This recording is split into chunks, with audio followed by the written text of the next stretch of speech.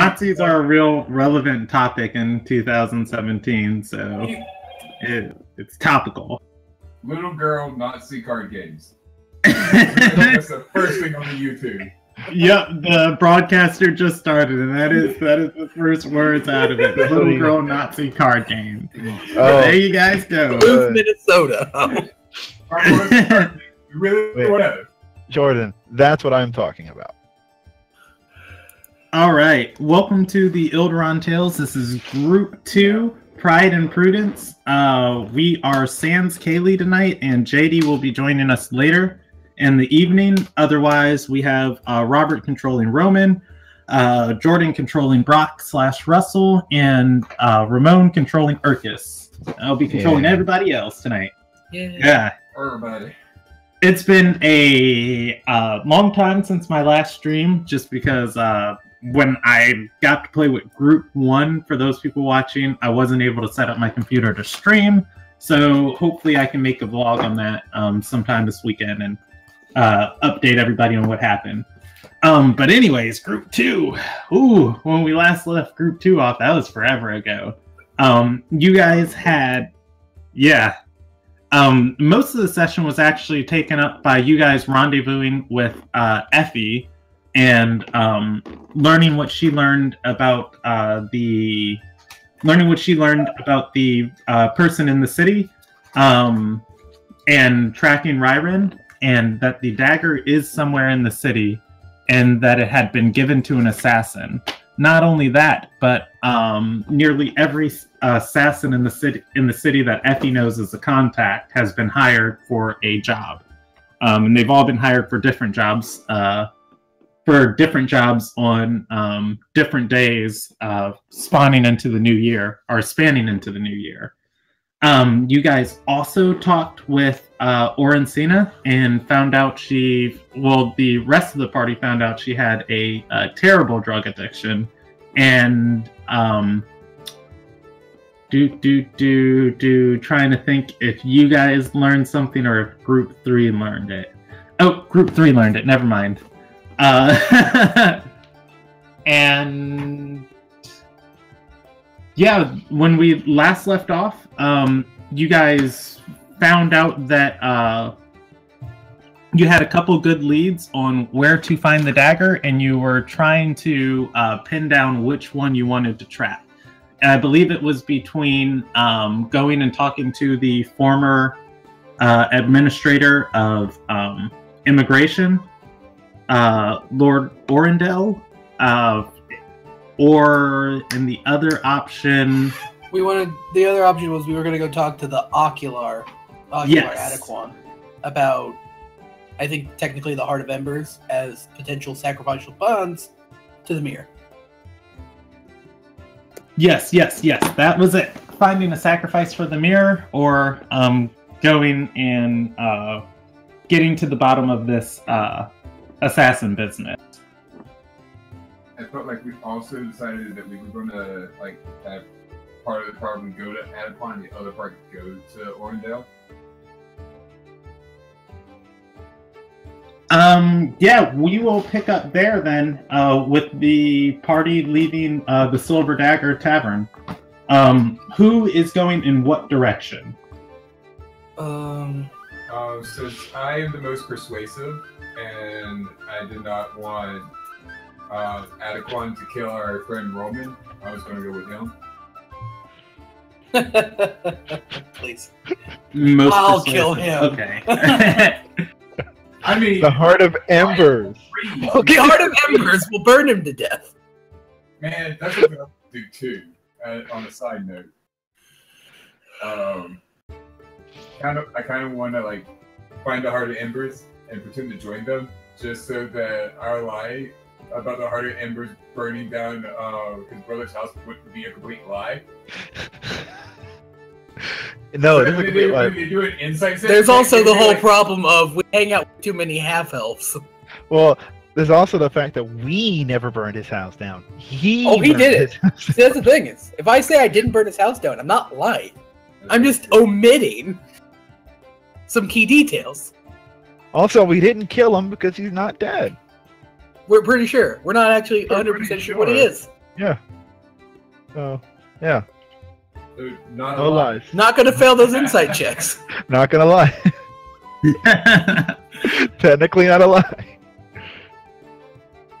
But We should be. I have no idea. I was about to say, it's like, I know I am part of hashtag Team Adequan. Because So that's always a send your smart hack idea. elf to talk to the elven ambassador. Yes, we should do that. We should get send our evil half elf. Oh, so gonna sing career? Yeah, career. Royal Hitchman Urkus. And the psychotic Fae. Wow, you really want that to go nowhere. That's gonna go nowhere. I don't. Shouldn't the talk good. persuasive one, go Uh. persuade information out of the administrator? Yeah, but I feel like it's information he'd gladly give us. You don't know that. Have you ever met the man? Have you? I don't know, have I? I guess that's how we're doing it. Then you two are going to. Oh my god, I am so dumb. I can't The remember Ocular. anything. Ocular, and I guess I'm gonna go with everyone else to see. Oh yeah, which group is Effie joining? Effie's gonna go with us. Yeah, since she knows the guy. Yeah, that also like very helpful. All right. So just a little bit of background information. Jordan, for Brock, the Rental Paws own a very important crossroads town in the north that intersects a lot of major routes in the region. So if you want to get from the west to the east to the seaport of Guir, you have to go through that town. If you want to get from the northern mountains or from Guir via land route into the capital, you have to go through that town. So Brock has seen the administrator. He has not had a conversation with him. He has seen him meet with his father. Okay, that's what I figured. I was like, being a noble, like I get to meet a lot of people. You meet a lot of people on boats?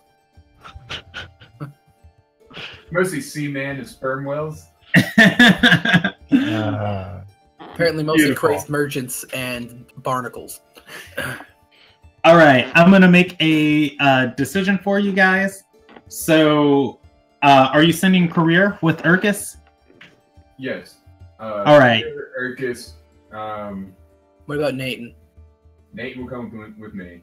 Yeah, you can control her better. Yeah, Nate's coming with me. I What don't about- know where just like in Tristan. I feel like they'd come with us as well, but like I don't. I mean, want- it makes sense for Tristan to be with the Ocular group, given that his basis is with them for the mirror. Okay, and do you want to send rocks with Urkus. yeah, for extra protection? I mean, she's tough. Yeah. I can't believe you guys are depending on me on this. Wow. I mean, to be fair, I really think that Well, look, Brock should be with that group, but Well, yeah. Hey, I'm just going to speak from Urkus's track record. Last time he had an important mission, he did not let you guys down. I mean, what was his last important mission? Keep Brock alive? No, it resulted with Nomad, or not Nomad, following career, right? the other guy getting killed, the half elf. Oh yeah, that's right. oh, That's Yeah, right. Monitor what Draylen's doing and why. Draylen got a why, mirror, he wants to and go in we here. lost our last half elf row. so to be Urkus fair- is 1-1 on the does his job correctly. Yeah, you told me to watch. Following career around and figuring out like what's going on with her. You managed to do that just fine. He also stopped her from dying multiple. I He mean, watched Draylen and reported back to you he guys. didn't fail. You did not tell him to stop I him. didn't, you didn't tell me to stop him. So I trust Urkus wholeheartedly. Right? That's To why look. he's the To wingman. No, To I want look. I want Tristan to go with him just so we have all the evil people in one place. All right, so Urkus, Career, Rocks, and then everybody else with you guys are with Roman and Brock. Urkus, career, rocks. I feels like there's like more. Oh no, Zelia's with Arcus. Oh yeah. By the way, she looks significantly less active as the alcohol is hitting her heavy. Good. I.e., Good. she ain't gonna be talking much. Good. That's a good thing.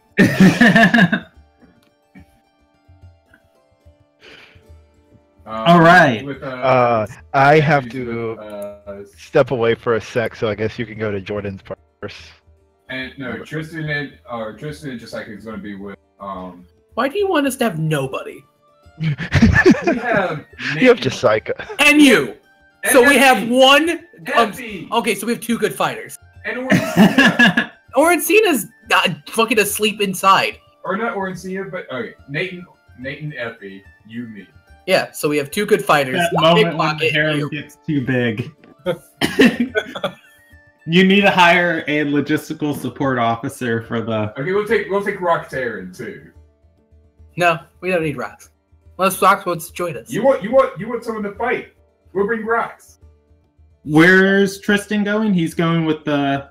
Yeah, Tristan just like and Zelia are going with Ericus, and Career's going with her.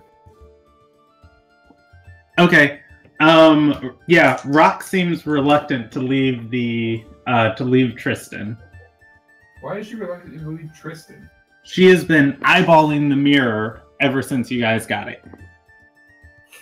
Yeah, Oh yeah, because she wants the mirror. she wants to know where her lover boy is. Well, that seems like a little more reason to take her with us and to keep her away from the mirror. Look, you're making all the decisions here with zero input, so go ahead. I don't care. With zero input doesn't mean I'm not going to give it or sass you, but I mean, So, Brock says, all right, we're sending this person, and this person over there. And we're sending this person to me over here. Is everybody going to agree to Brock? I've already left. yeah, it's kind of a grumbling tone of people going about their duties, and the only person who seems happy is Career, who plants a kiss on your cheek before going off with their group. All right, so we are going to handle the first part of the party. Roman, Brock, and Nathan and Effie first. And Rox. Oh, and Rox. Yeah, you guys are going to see Ocular Atacon at the Chantry of Concordance. You guys have all been here before. This chantry is over on the... this chantry is over on the east side of town, the east side of the Palace District. And you are led to Ocular Atacon's office on the 3rd floor. The door is closed. Actually, it's a public building. You guys aren't led there. You guys just can walk up there. I knock on the door. Okay. You guys hear voices inside, and one coming to a stop, or rather, a conversation coming to a stop. Before the door opens, a knight in full plate armor opens the door. He has the symbol of the Arter Sarai Royal Army on his chest, and he overlooks your entire party and says, "How can I help the lot of you?" We are here to see Ocular Atacon. We were summoned. Oh yeah, you were summoned. He doesn't seem at all pleased with your presence. And he looks at each of you and then says, "Names." Roman. I'm not going to say Brock. I'm going to say my other name. Oh, you're gonna name drop? Face right now. Russell Renopal. It's just like the amount of spacing right now. Roman, Russell, Rox, Nathan, Effie.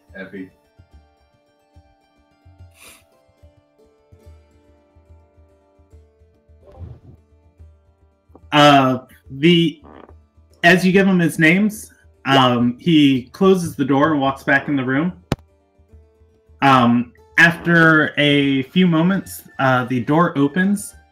There are two guards, or rather two knights, at the doorway when the door opens, and they are escorting a man out of the office.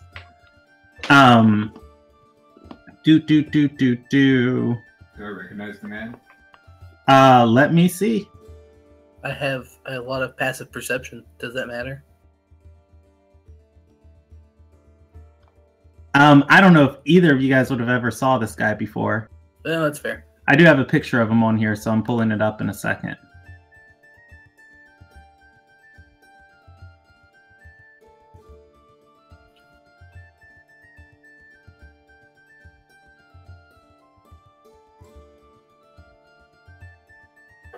All right, there we go. Just showed him to everybody. Does that have the picture attached to it? Yeah, it's just the picture. Okay, cool. Yes. My screen's not showing up with the picture. It is... No, Oh, don't go recognize ahead. that face. Do not recognize that face. Okay, yeah, it is a man with rugged brown hair and many scars across his back. He has the same complexion as Career. Oh, and Urkus.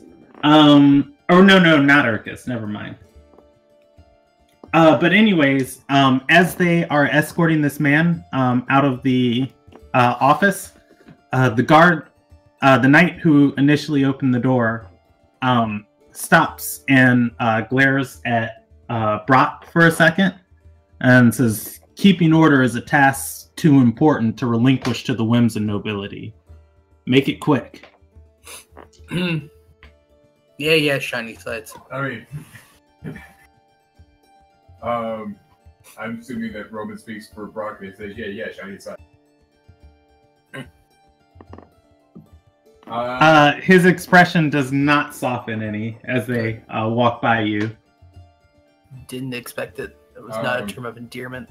As the door shuts behind us, I turn to the door and make a raspberry at it.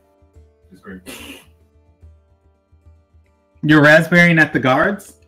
I mean, after the door shuts. Oh, okay. Once the door shuts behind us, I turn to the door and make a raspberry. Is that guy still in the door with us? No, I mean, we're passing each other. They're leaving. We're walking into the room.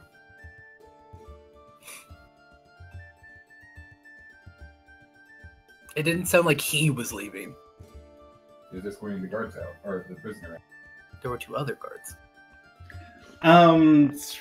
Were they all leaving the room, Brandon? Yes, they were leaving the room. The two knights and the prisoner. Roman is going to notice as this prisoner is walking by, while he appears shackled,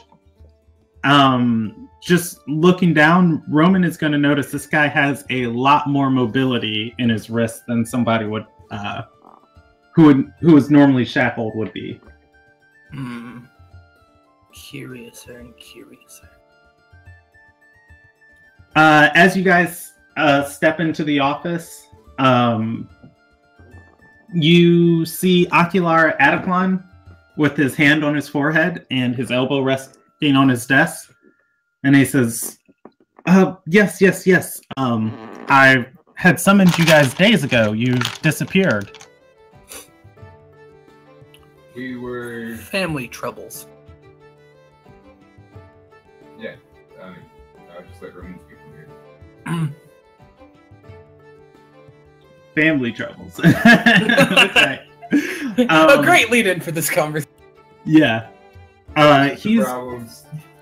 Yeah, he's gonna stand and bring a pitcher off his shelf.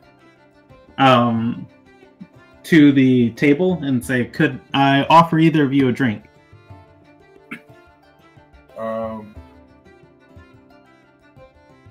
Yes, I'll take a drink. I just have some water though. Glass of water, please. No, thank you.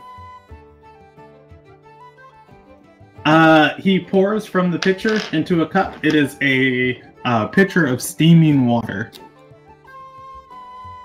It was cold outside.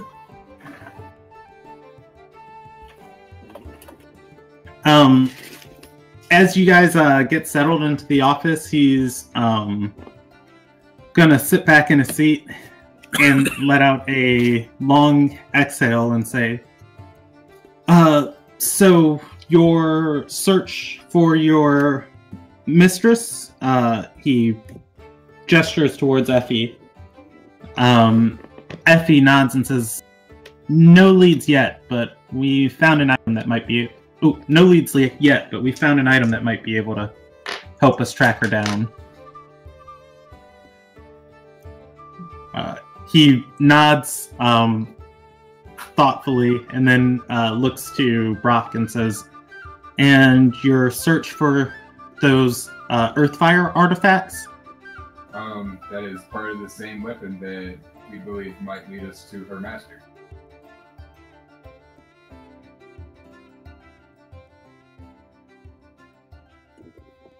There's a long, long moment of silence before he looks towards Roman and says, and your search for vengeance? Cut short, as it seems.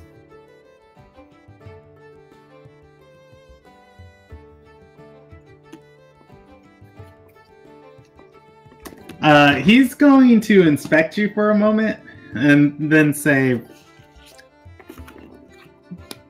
well, the night you talked to my brother, he hasn't been seen since. I heard he died. But No, I wasn't. I wasn't looking at you for anything. I was just trying to think of stuff.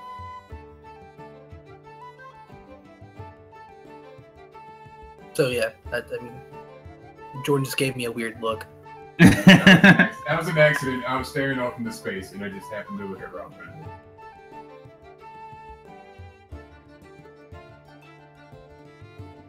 So yeah, I mean, the Ocular is going to look down, put both of his elbows on the table, and interlace his fingers and just kind of stick the ends of each of his thumbs like on his lips, as he's just in this deep, thoughtful mode, and responds, his face still haunts me at night. How so?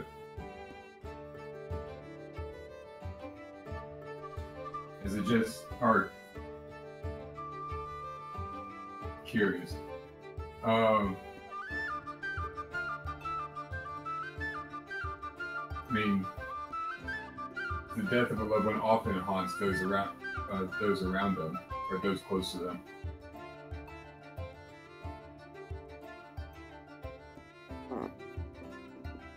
He shakes his head and says, no, I hear him calling, screaming that he's been betrayed.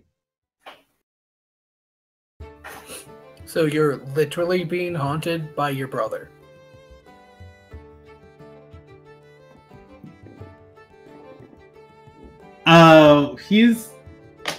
He's going to look up from his deep thought and say, yes, I know it sounds crazy.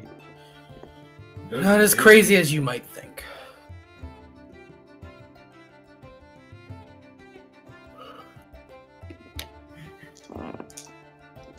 So, the Heart of Embers attacked his house the night after we had dinner, and you two discussed your differences. I just don't know what dealings he would have had with them.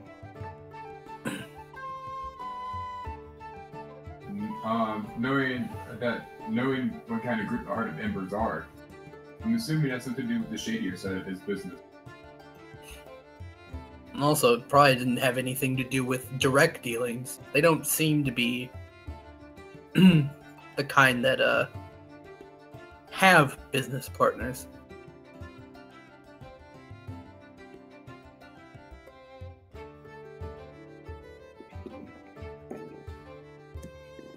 The Ocular stands up and says, "And so your vendetta is buried?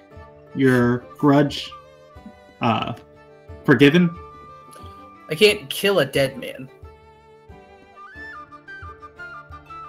There is one other guy that he has an issue with, but that's for an unrelated instance. Unrelated. Pretty unrelated. Stabbing him in the back alley after a fight gone wrong. No, he stabbed me during the fight. Oh.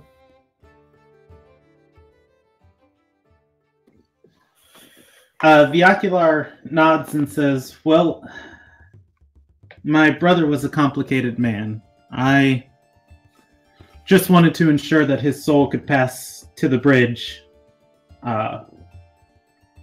unsmudged and unstained." I have a question.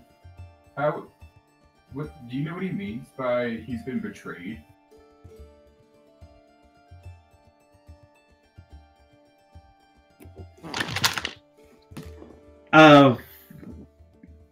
The Ocular shakes his head and says, it's just a dream of my overworked mind." Well, dreams have some foundations in reality. Maybe your subconscious is trying to tell you is trying to get you to remember something. I feel like you should roll a deception check for that. Deception check. All right. I rolled 27.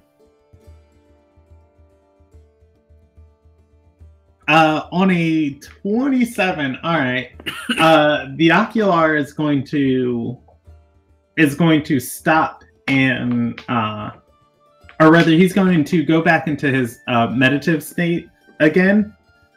This time, not elbows on the desk at all because he's standing up, but he's just going to stand there and bring his hand to his chin and just think on it, and then reply,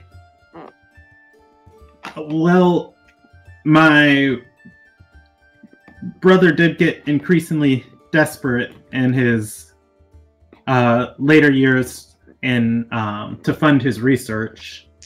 Research? I imagine a business deal went sour and it ended with I would like to say a dagger in the back, but instead his entire house and estate on fire. Do you know any of his research associates who may have caused this death?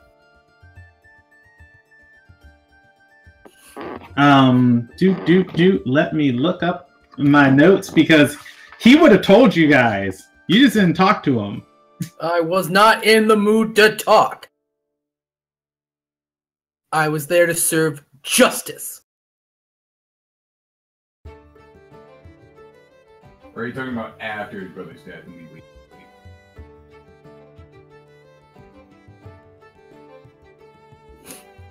I served All right. The Ocular is going to make a history check, and he's going to wrap his knuckles against the desk and say, "It was a subject that interested him. However, it's forbidden here in Ardor Serai. He was raising money to change public policy on it." What was it? What's the topic? He wanted to study. He wanted to study the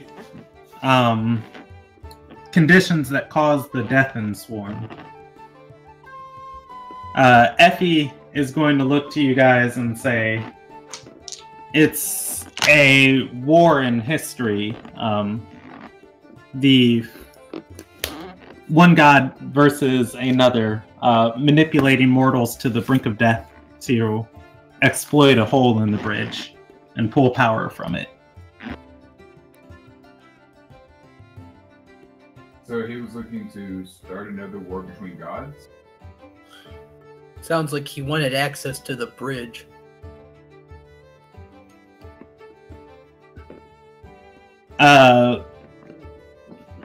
The Ocular shakes his head and says, truly, I don't know what his motivations were with such an endeavor, but sages and scholars all over the world always seek to understand the soul a little bit more and more in each way, and this was only the natural push of education and history, but as my brother always said, Arter Sarai wasn't ready for that time yet.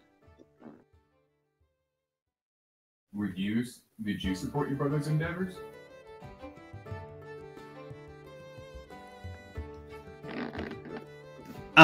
He looks, he averts his gaze from you and says, look, I don't know what all happened between my brother and your friend there. And once again, he was a very complicated man. But I serve Galesong, the god of storms and tempests. I believe that sometimes we have to push ourselves out of our comfort zone to find our to find a purpose that defines us, and my brother found his.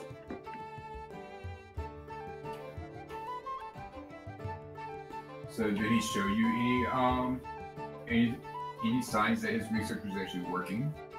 Like, you wouldn't fund something with no basis, would you?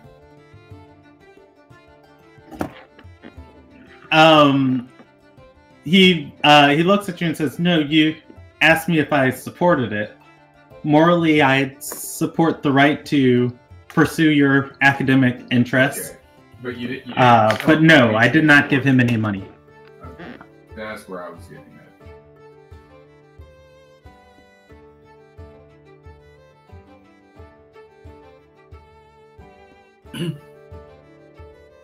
Well, Did any of his research survive?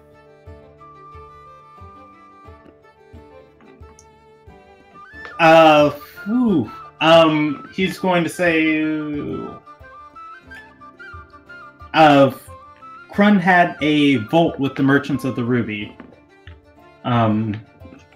Whatever is in there is likely still around.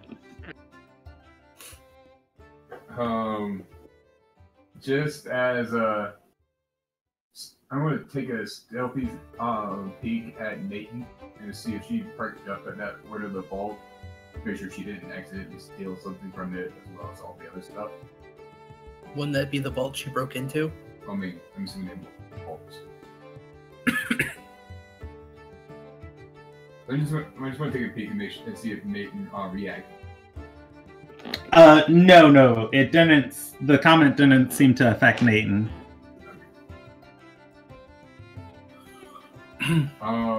Do you have access to that vault? I don't honestly know how this works, given his passing.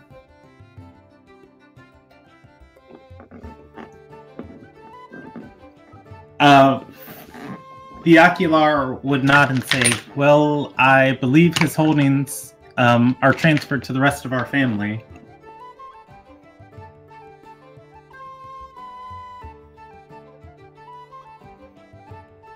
Do you think we can get access to his research? It may give us a lead to the Earthfire weapon we're looking for. The dagger Ryren severs souls from the body. So it may have something to do with the bridge that you was trying to research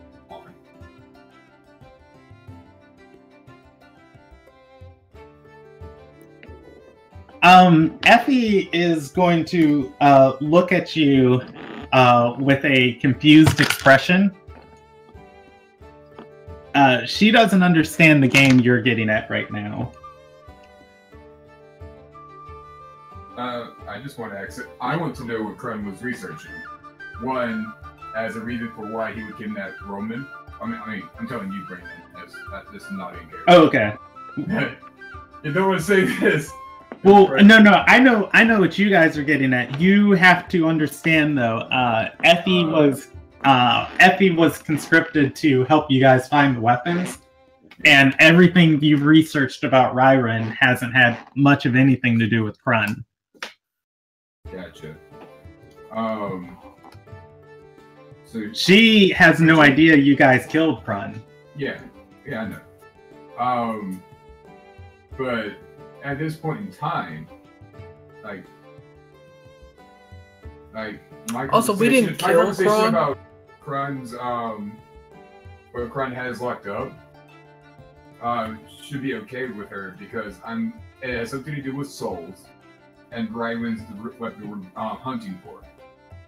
So I'm thinking that maybe he knows something about Rywen at this point in time, and I would like to see it. Pretty sure the dude's just a fucked up necromancer. I mean, this could totally be necro merchant. Totally be ridiculous. So, anyways, I turn to Effie and go. When she gives me the quizzical look, go. I mean, it's logical that he might. One, he's a merchant. For all we know, he could have, smuggled the weapon in here to help with his research on souls in the bridge. And two, if he's researching on, even if that's not the case, if he's researching on souls, it might have some aspects to Ryren in his research. Is what I explained that.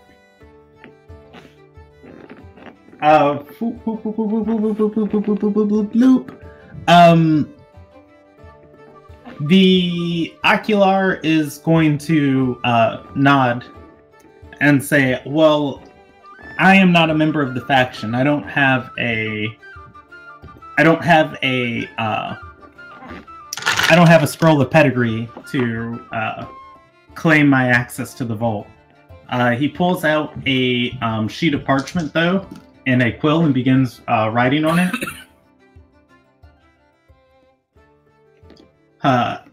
He writes out a letter explaining the situation and says, if you wait until I'm finished with my meeting with the knights, I can accompany you to the vault. All right. We also had one other matter, aside from what you summoned us for, that we would like to know about. And that was if you have any knowledge about the Heart of Embers. Heart of Embers, as seen as they're a cult born from a different one of the gods, and maybe you as an Ocular would have some knowings of their whereabouts.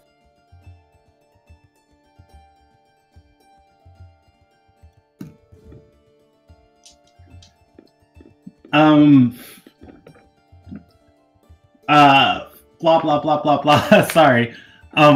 Ocular Ataclon's gonna say, well, most of them stopped their practice and joined the ranks of their god in the south.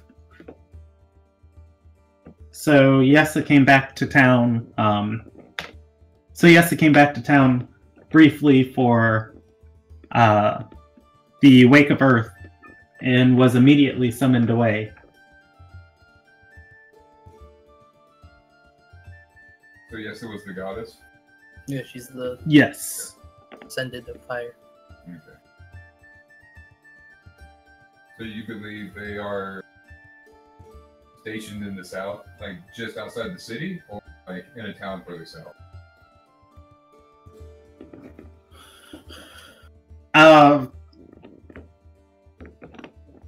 Ocular Ataclon looks at Effie and then back down at his desk, kind of with a concerned look in his face. And then Effie looks to Brock and says, "It's probably for the best. We don't push. They're out of our hair now."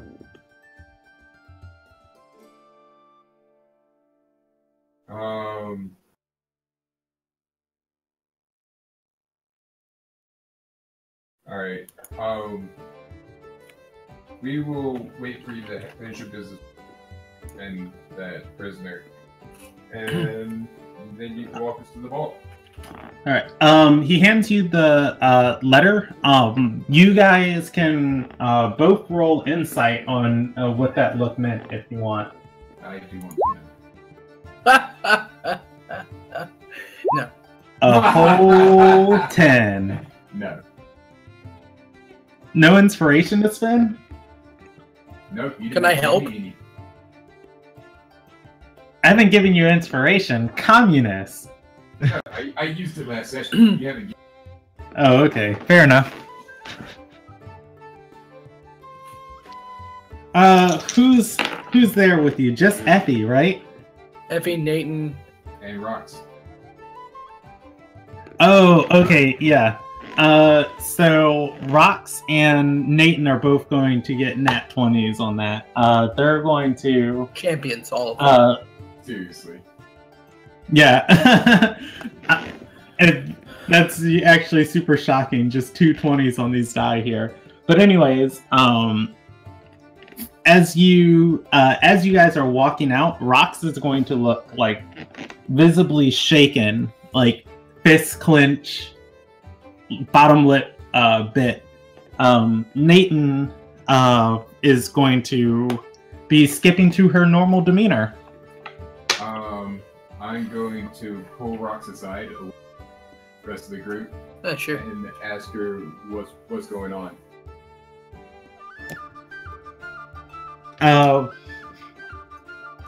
Oof, I'm going to see if she can control herself. She's going to punch the stone wall next to you. Actually cracking bits of stone and scraping her fist on it. This woman's terrifying.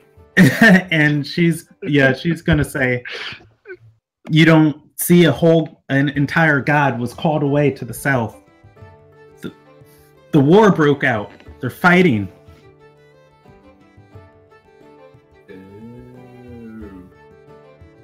Wait.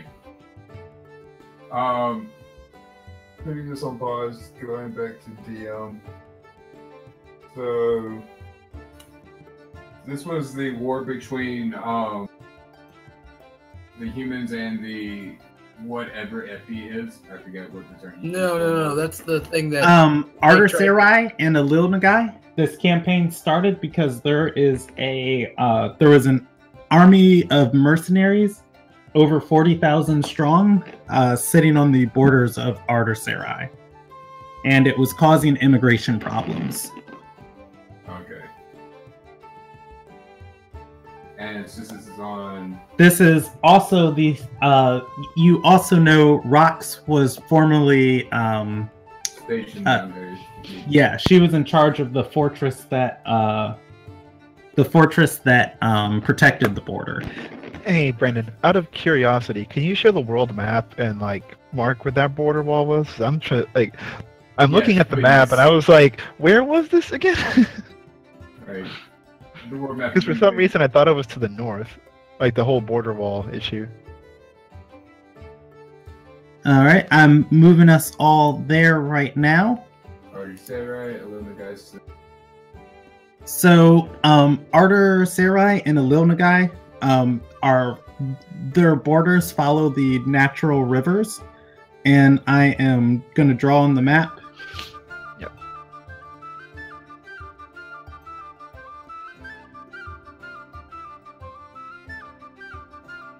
And the yellow line is the border, and I'm drawing with the touchpad, so forgive the squiggly cricketness. I can't draw with the mouse, so it doesn't matter. Oh, I do have a mouse here. Thank you. I'm helping. That pink X is where the Fortress of Westwind is. Okay. And Urkus's village of Forestfall is that other pink X. Okay, good. Because I was thinking somewhere in that area was Forestfall. I was confused of where the border actually was. All right. Are we here or here? There. I was You thinking guys there. are at that the bigger third pink one. X. Yeah, the bigger one. That's the capital I was assuming. Yeah, Ardor is built between two rivers. Oh, okay. So we're in between the shares. Yeah. Yep. That larger well, let me make it a different color. Actually, I'm just going to delete the other one.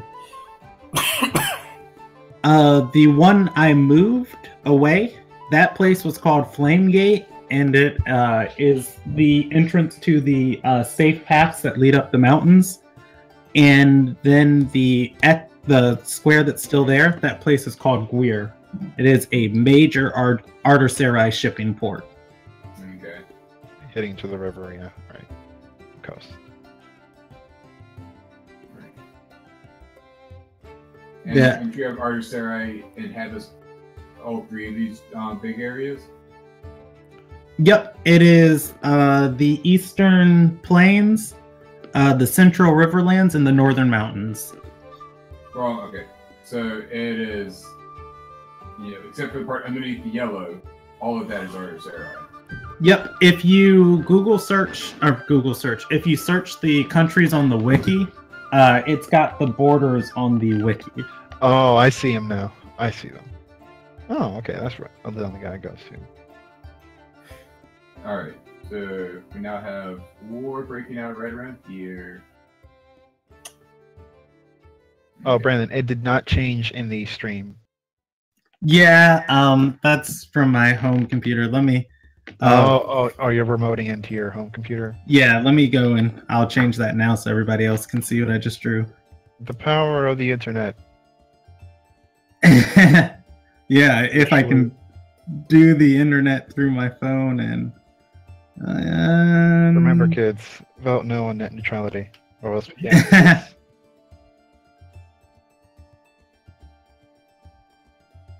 All right. Picture on the screen. That was the prisoner. The group saw earlier, and then what you're seeing now in the background. Yellow line marks the border of Ardor Sarai. The huge red box is just a general outline of the territory, and the pink X in the middle marks Westwind. The pink X on the right marks Ardor, and the pink X on the far left in the little guy marks Urkus's town of Forestfall. Okay. Now that we have all that cleared up, we know where we are, we know there's a war going on. War were declared. How the hell am I supposed to get home? I have to cross a literal war zone to get to the proper ocean. I mean, you could go north. You could take that other river. Yeah, take the other river. Yeah, just take the other river. There's a blockade in the inner sea. I mean, there's a blockade at every port on the way out to the inner sea. So, anyways. The ocean didn't say yes. Sorry. Yeah, but as Brock is talking to Rox, she looks upset and hurt. You are directly aware that this is kind of her fault, just a little bit. Yeah.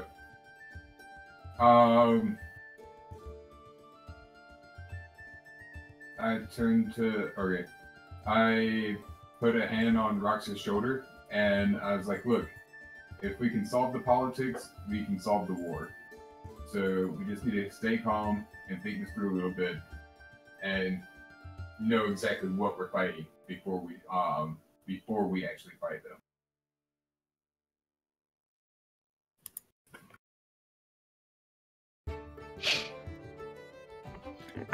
Rox is she's going to clench her fists again. You can see a little bit of blood coming from her knuckles, and she begins to nod, like, very slowly, just understanding what you're saying, and then it resonating with her.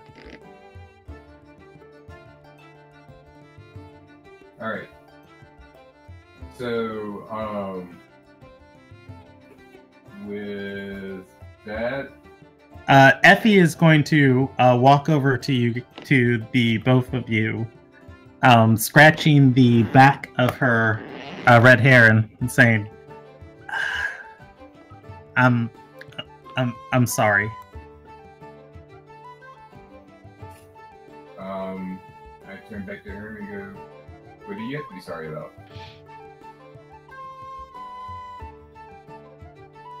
You didn't start this war. Or, that's a bad term.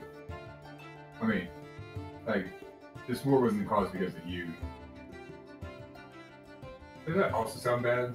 You suck at consoling women. No. Like, what do you have to be sorry for?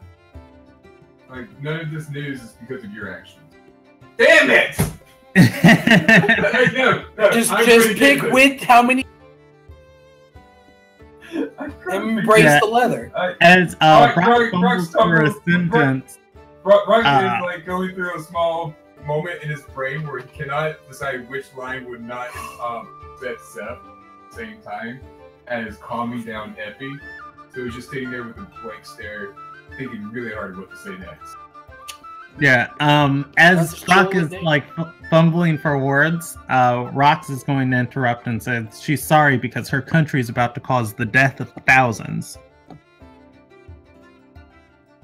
That moment when you realize the bulk of your party is on the other side of this conflict. Well, no, only Effie and Career are the Effie, Career, Urkus, and Roman's from the Tide Gate, isn't he? I am. Oh yeah. What about Jessica? Jessica is I don't think you guys ever asked her where she's from. Isn't she from here? Also, I'm pretty sure. Yeah. Career also on the other side? Yeah. Yeah. Career, Urkus, Effie, me. Nathan's neutral. She's Switzerland. Probably Zelia if she has a history somewhere. Well, they're from the same place. Zelia's from the same place? Yeah, the Lockwater. It's another continent. Yeah, they're both from a different continent. Okay. I'm from the portion of the Tide Gate controlled by Lil and the guy, so. Anyways, fun. Everybody except Rox. And me. Party full of foreigners. Yeah, that is why the campaign is named Pride and Prudence. Also, I'm gonna give. So if we can go back to me for a moment, I'm gonna pat Nathan on the shoulder and tell her good job for not blabbing.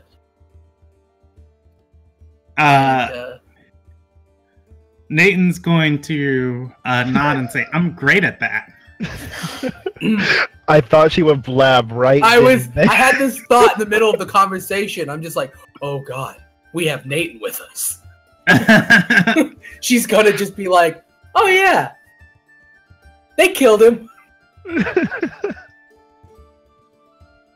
Because she did say it before. She kind of screams at any chance she gets when we bring this conversation point up. So, I like to take this time to note that we are at a pause, I guess, while tensions are high, trying to simmer down, and we are waiting for... Oh, I want to eavesdrop if I can on Adequan's conversation with those guards. Roll me a perception check. Sneaky, Brock, sneaky. You don't perceive like I perceive things. I don't perceive. I was perceiving before anyone else was cool. I mean, that's a pretty decent perception. I mean, it's better than my other rolls. I mean, it's a solid roll. I mean, that puny +1 makes me sad. But... I mean, I'm sorry if I had a +10, like... Well, Roman. it's only a +6. So if I had a +6 like Roman, it'd be a 20.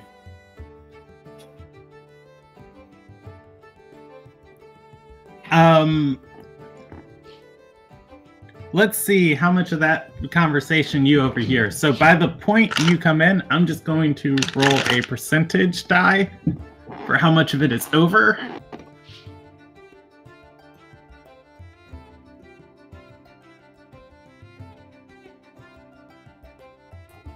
All right. So Brock is going to put his ear to the door. And as he does, he's going to overhear a large portion of this conversation going on. From what he is able to make out from the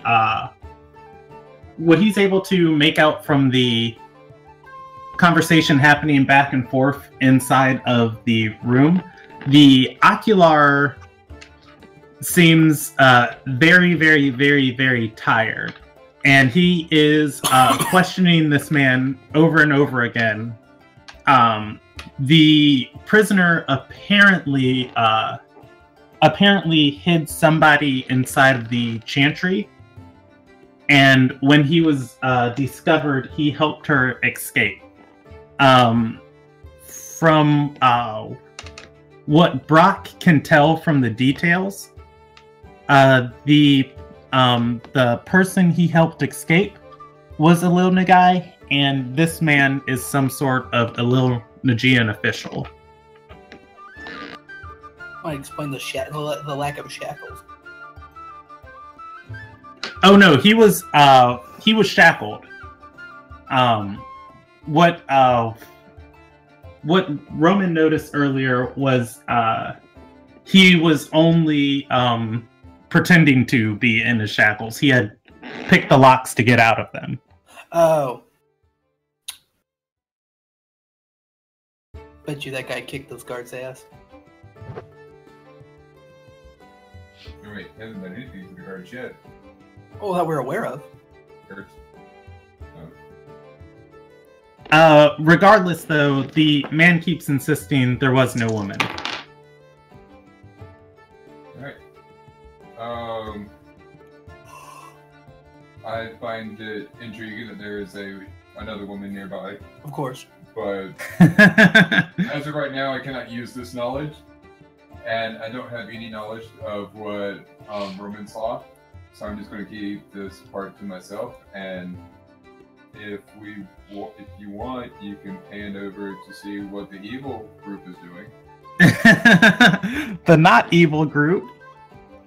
Well, we managed to not tell the ocular we killed his brother, which will earn Nathan a trinket. So yeah, we're gonna pan over to Urkus going to see Lord Orendel.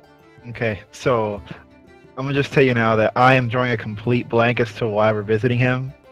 So okay, I can give you a refresher. Yes, that would help me out a lot. Because I was like, I remember like he's in charge of immigration, or he's the former head of immigration, right? Yes.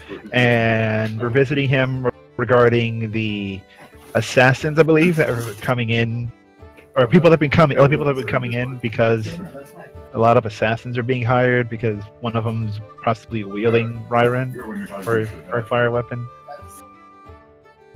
That's what I would think. Am I remembering that right, or am I just? Yeah. You're getting there.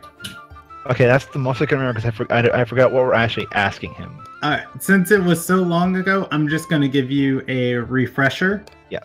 The night you guys saw the sage taken from the night you saw the sage kidnapped from his house, there was an elven assassin who took him.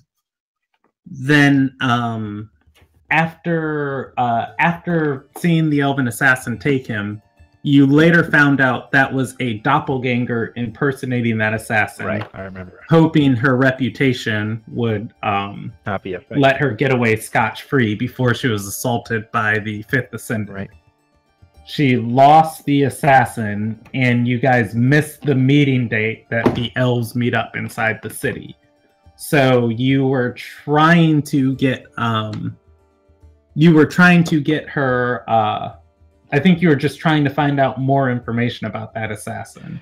And this to make sure, you said it was an elven assassin. The doppelganger pretending to be this assassin. I remember that. We found her and we let her go. Yeah, I remember we let her go after trying to interrogate and almost kill her friend slash lover. I don't know, whatever that person was. It's friend slash lover. All right, I had that part right. All right, so we're just asking him questions about that elven assassin. If he knows anything about him. Alrighty. On the mark. Okay. Yeah. I mean that's the information you guys know. The whatever plan you guys composed of last week has definitely slipped my brain. Yeah, mine too. What are we doing this guy again? So I remember the ocular part, but it's like visiting this other guy. I was like, wait, who? All right. This is the group I was thrown into.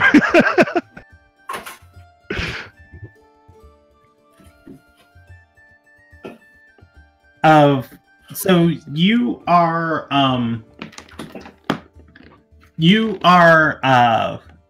Lord Orendel. There we go. That's the right one. He actually doesn't live in town. Oh, good. You can go ahead and roll me an investigation check, though, to try and find him. Can you change it back to the city map? Yes. Thank You you. also know that Lord Orendel was right or sickly. Yes.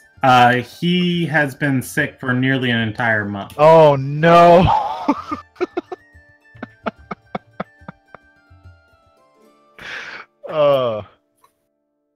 I got a nat 1. Oh my gosh, what is that? You think he has like 15 NPCs helping him? Like, so, where do we go? You're supposed to be a ranger, Urkus. Yeah, Urkus is able to track down. He's able to track, like, as he's asking people about this guy. They just tell him, "Oh, if you're looking for the immigration administrator, just go to the Council of Immigration." In which I give them just a flat look, like, "Yes, thank you very much for that."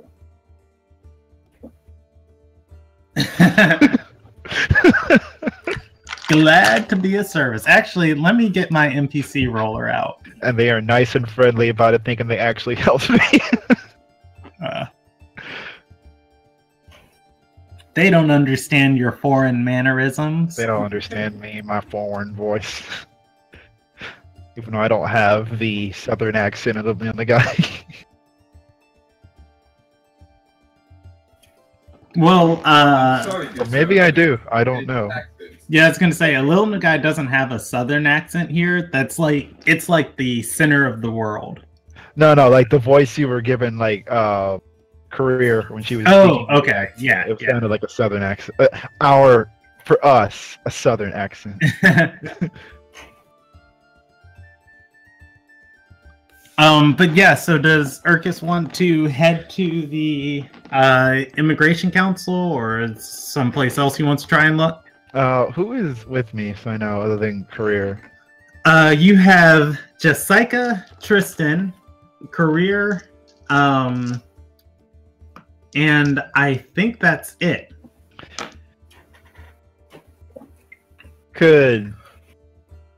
Is it just me that's asking around, or the others also asking around as well? Oh, sorry, I didn't have my finger on the button. Oh, and you have Zilia with you also? Zilia looks drunk. Tristan seems to be focused on keeping mental control over the mirror. Gotcha, yeah, I would think I can leave them out. You have the option of sending Career or Jessica to do your dirty work for you. Well, I mean, they wouldn't. Jessica wouldn't know where the previous one lived, would she? Or lives? Wouldn't Career know at least a little bit? Because she. Yeah, I can. A merchant. I can ask Career if she knows, or know someone that would know. Yeah. Career is going to say, when I came to town, I registered with Ranny for protection.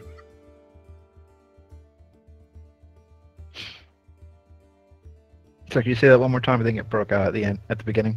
Ooh, she said when she came to town, she registered with. He was that broke off at the end. She registered and then it was just silence.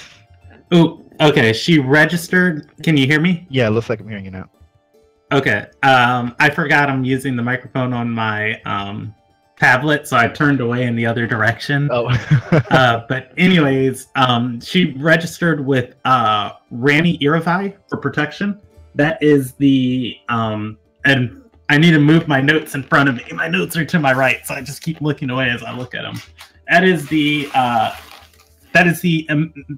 new administrator of the Immigration Council. Okay, so she only knows or has met the new one, never the old one. All right, we want the old one.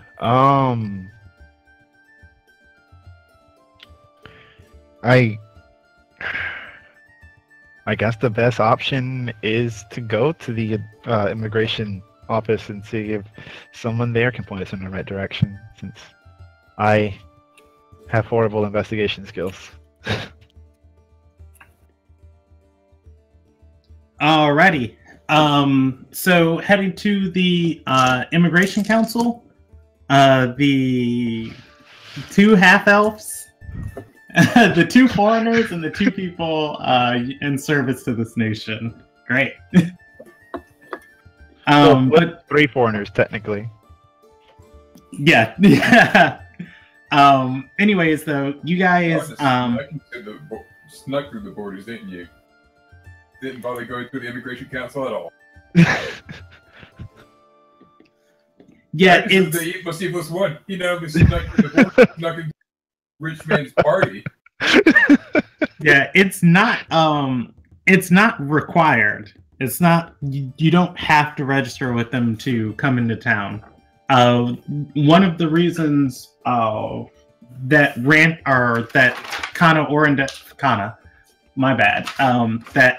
Aethel Orendale was in the position he was because he was providing asylum for immigrants. So if you don't need asylum, then you don't have to, doesn't really matter. It was open borders. It just helps, yeah. Right. So essentially open borders, only now it's closed borders. Anyways, hey, JD, did you just join us? Mm-hmm.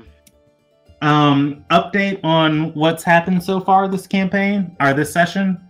You guys found out that fighting has broken out on the border. War has started between Alil Nagai and Artur Sarai. The Krun is haunting his brother, and right now Urkis, Tristan, Jessica, and Career are going to meet with the administrator of the Immigration Council.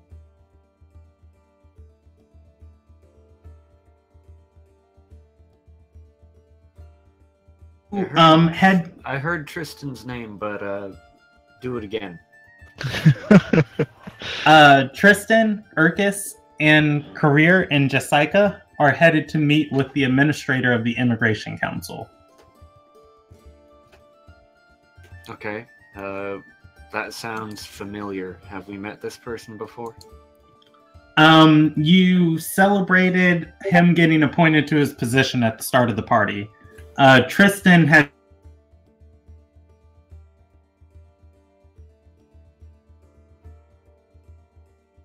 Or is that just me?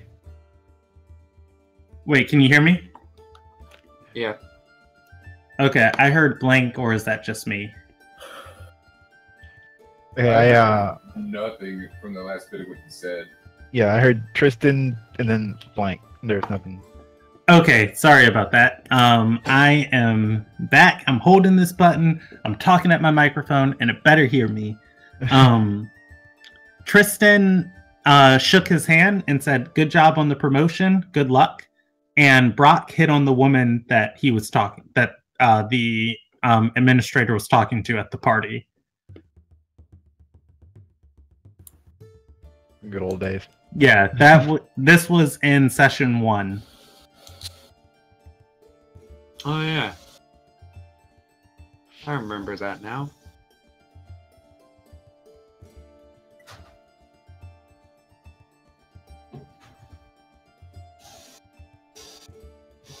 All right, carry on. Alrighty, so yeah, you guys head to the okay. You guys head to the Immigration Council, and you actually do find half of the rooms populated right now. It is a public building. Nonetheless, there is a receptionist, and there are Nazaram guards here watching the entrance. There's a hearth fire set up. There's a hearth fire set up in the lobby area. Otherwise, the council chambers are a large square. Man, wow, my mind is dying for words right now. Not Colosseum. That is not the word I want. It's kind of like auditorium, but it literally just slipped out of my mind. Amphitheater. There we go. Yes, that one.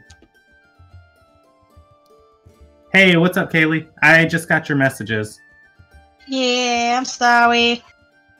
Oh, it's cool. We are actually just getting to the part of the story that Zilia is in. She's just been drunkenly walking around so far. Oh, okay. That sounds like her. I'm logging in right now. I'm sorry. Okay. How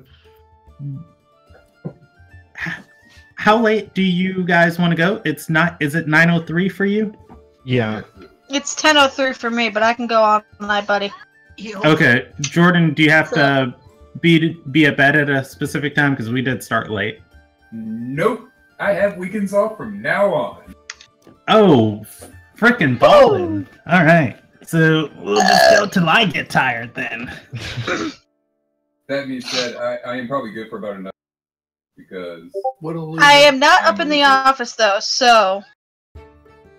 Okay. Anyways, yeah. I was letting them know where you were. There are various hallways leading. There are 3 hallways leading in each direction in 2 floors to this amphitheater area.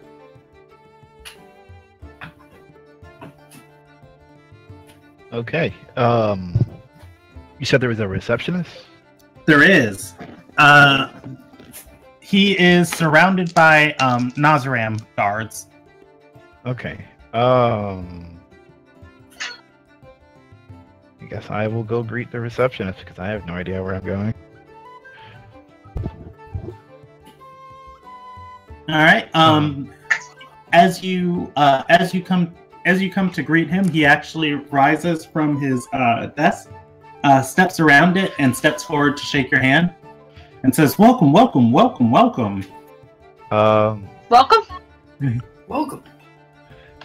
The council's not in session right now.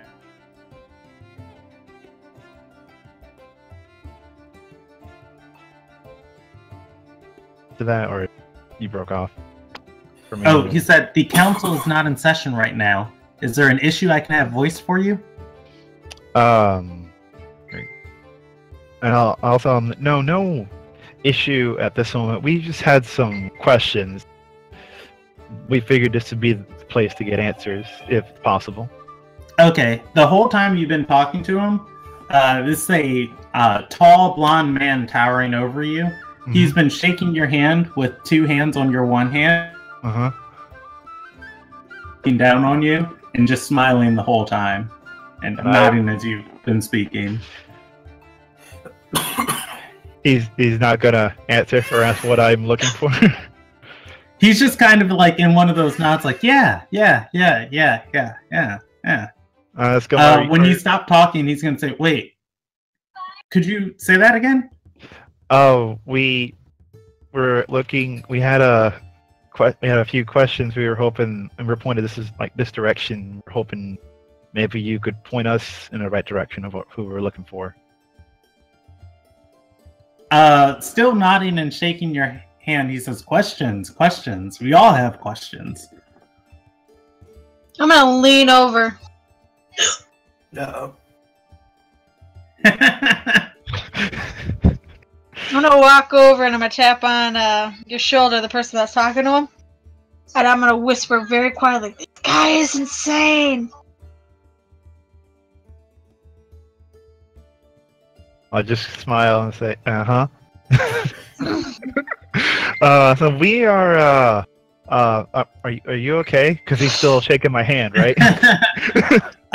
He looks down at his hand and says, "Oh, I'm sorry. It's just so wonderful when we get visitors here." Okay. We are wondering, would you happen to know, what was the name of the previous head of immigration? I can't remember his name. I thought I wrote it down. You can roll me a history check, DC 7, or anybody else can remind you who remembers. Orendale. Okay. I know it began with an O. Let me write that down. We were hoping that you could point us in the right direction of finding where, I guess would Lord work, Brandon? Sorry, out of character, would Lord Orendale be the title? Yes, either Councilman Orendale or Lord Orendale. Right, where Lord Orendale's home is, or have way of contacting him. He nods and says, "Oh, they're actually in right now." Lord Orendale? He begins shaking your hand and nods vigorously again and says, "Yes, the weather's making it so hard for people to travel right now." Oh. He's currently in a meeting then? One of them is free. Which one is free? We were Come, I'll take you. Okay. We were looking to meet specifically with Lord Orendale. We believe he'd be the one who can answer our questions. You begin following, or do you follow the receptionist as he... I'll turn back Always. to everyone else and shrug and follow the guy. All right. Career has that same look as Zilia, as, ooh, this guy doesn't seem well put together. Can I run an insight on him and see if I see anything on him at all? Yes, you can. He's just seeming extra creepy. What do I get? Got a 6. Well, this is the receptionist of the Immigration Council. It's probably his job to be friendly or something. Seems a little too friendly. I'll check.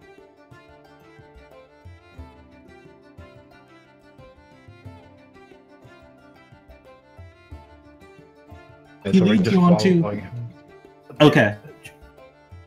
He leads you onto the second floor of the council building and into a set of private offices.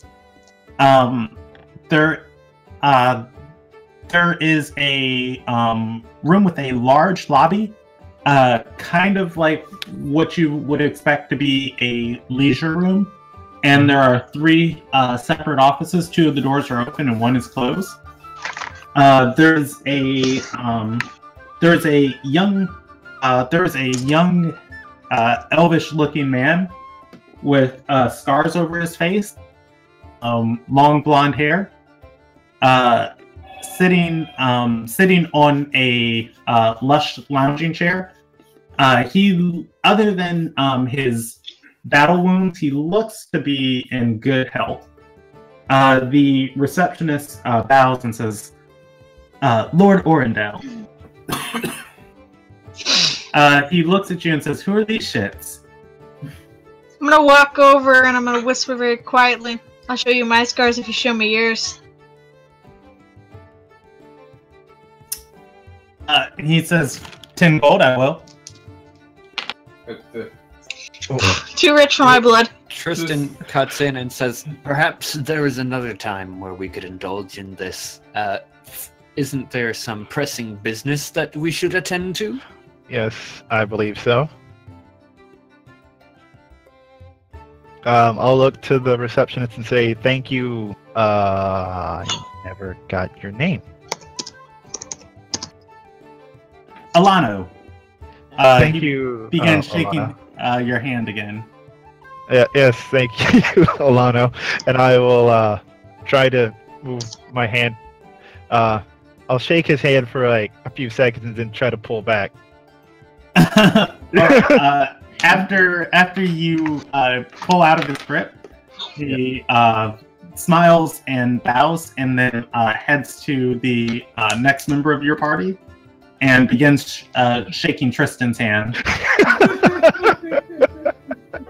He's just friendly. If Tristan doesn't stop him, after about like 5 seconds of just like non-blinking, like big smile, grin on his face, like looking into Tristan's eyes, shaking his hand, he lets go and moves on to career. All the while, Tristan deadpan just stares into the man's eyes. Unflinching, just... After doesn't move his face at all, just a blank, emotionless stare. Nice game. It's really great. The final few moments of the handshake, he does look uncomfortable, but after about a good 30 seconds of this with each party member, he is out of the door. What happened to you? He lost the happy, but the happy's back. That hurt? Okay. So we are in the room now with Lord Orndale. Why doesn't Anthony want me to I know? will nod to him. Oh, yeah, by the way, you mean to... Say, greetings, Lord Orndale. My name is Irkus, and all day, and then my I friends come and I had already, a few you know. questions we were hoping you'd be able to answer for us. I just... Yeah. Hey, Kaylee, Yeah, I know. am muting you. Unmute yourself I know. when you're They're done. ready to talk. We're just getting some bad background noise. Lord Orndale is going to say, what questions you got? I ain't did nothing wrong. No, nothing about you.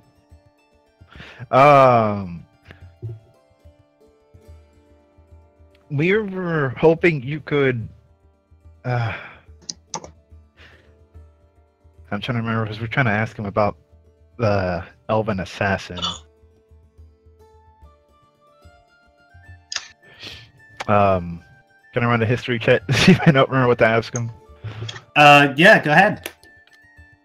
All right. Oh, good. Let's see how this turns out. Believe 21. 21. What are you trying to remember? Oh, what it is we're trying to ask him, really, because not asking about the assassin, right? But I don't know, like, what we want to know about the assassin. You guys were trying to find places that elves meet in town. I do remember that much because the first idea was to go to the Sarurcha, right? And attend the meeting of the elves there, but you guys missed it by a day. So you're trying to find any other way to track this lady down. We also Gotcha. know what she looks like based on what the shapeshifter shaped it into. So you can use that description to describe to him who you're looking for. I don't remember how that person looks like, so... Well, I mean, you may not, but Urkus should. Okay. What Urkus? Let's see if Urkus remembers. No, I'm not going to force you to roll a history check on that. Yeah, Urkus could recite the description. Man, that was a while back. Mm-hmm. So, how's he going to voice? What's he going to say? I'm going to ask. We were hoping maybe you could point us in direction of any locations that elves usually gather together, other than Star Urcha? We're looking in one elf in particular, and I'll describe what this person looks like.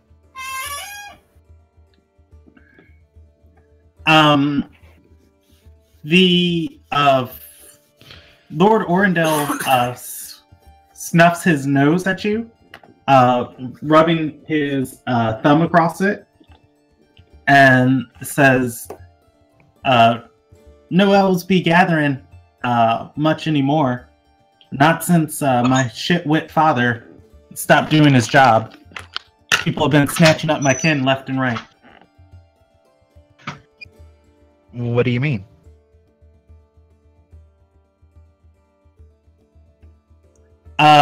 He's going to stand up and just kind of like hover over Urkus for a moment and say, "Are you stupid in the ears? Everyone's hiding.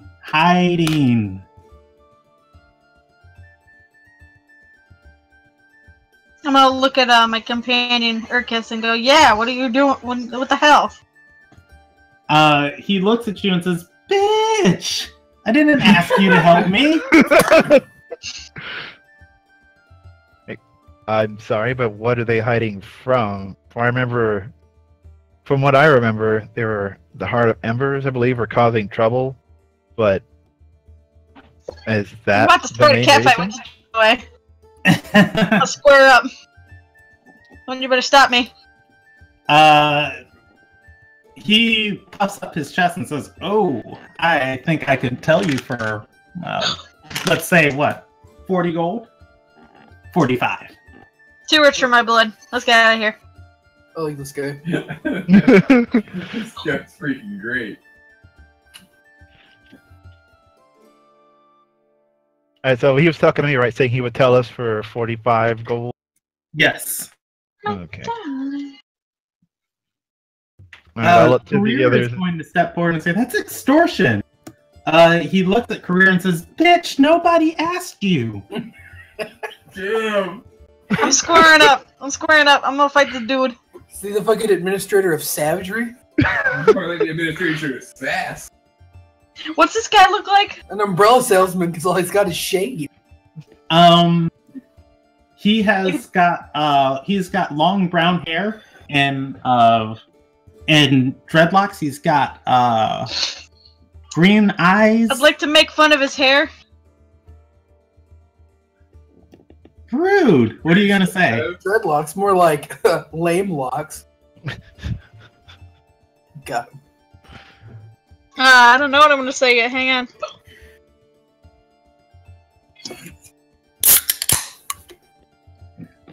The man. Oh my god! Did somebody just crack one open with the voice? The man in front of you is cute at best.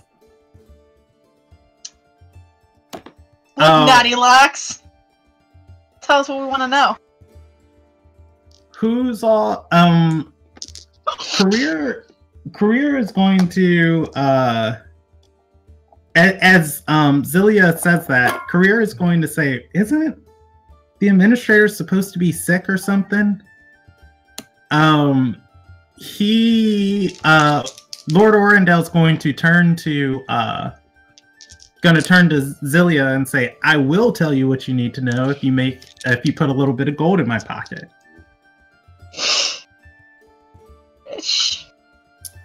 He seems trustworthy. I'd do it. I mean, look at you. You got noodle hair. How are we gonna trust you? I'm gonna turn to Career and say, you're right. They did say he was sick, right? Damn noodle hair. He extends his arms out wide and says, "I am the most trustworthy person there is on this continent." So what you do? An insight check. Do an insight check. He's a con man. I see less than JD does. 25. Yeah, I got Ooh, hold 18. on. Give me a second. You look like a caveman. You homeless boy? although his battle scars and his gear of, or rather his noble dressings, give this man a very refined appearance of trustworthiness. Tristan is going to see through that as a lie, just hinting the faintest, smallest crack in his voice. I'm gonna call you Hedge Monkey from now on, boy.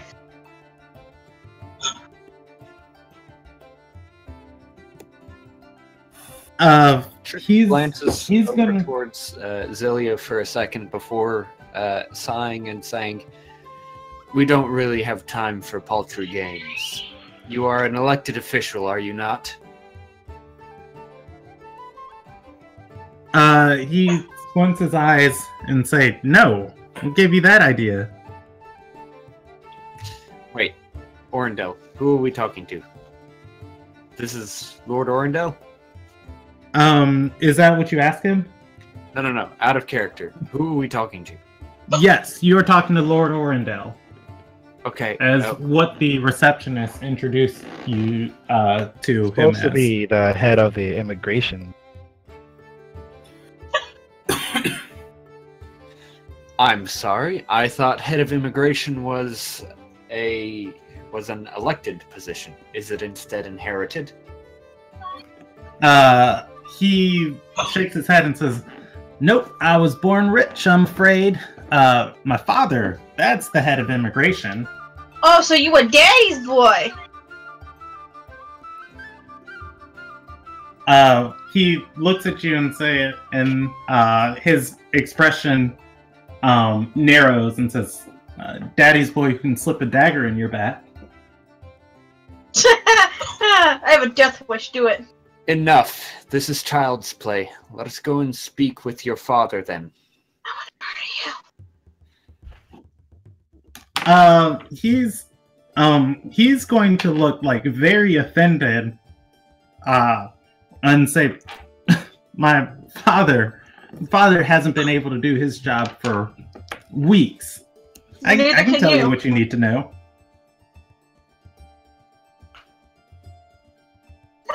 Tristan Let me murder turns this dude. to this man and says, "I'm running very thin on patience, and I think that you'll quickly find that patience is not something I give everybody." He's giving it all to me, actually. We were hoping to speak with your father then. He's the person we came to see. And he's gonna nod and say, yeah. You could talk with him, or I can lead you to a secret gathering where the elves meet. No. Sounds like you're gonna drug us and rape us. You pedophile? You're of age.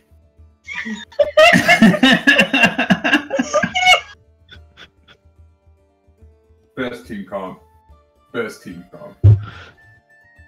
I told you you should have gone with him. Tristan glances But no, at I might Zelia. have killed the Ocular. Tristan glances at Zelia once and says, "All right, I'm gonna give you one more chance. If you open your mouth again and say something that isn't even remotely helpful, so help me, I will discipline you." Kinky.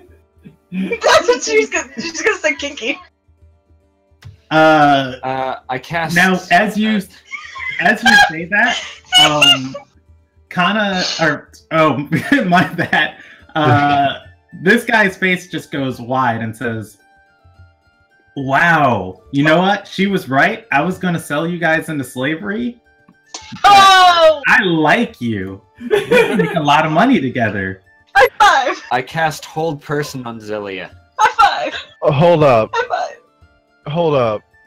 Because I am awesome! I was gonna look at Woo! quote unquote Orendale. You said you were gonna sell us into slavery? You said you were gonna sell.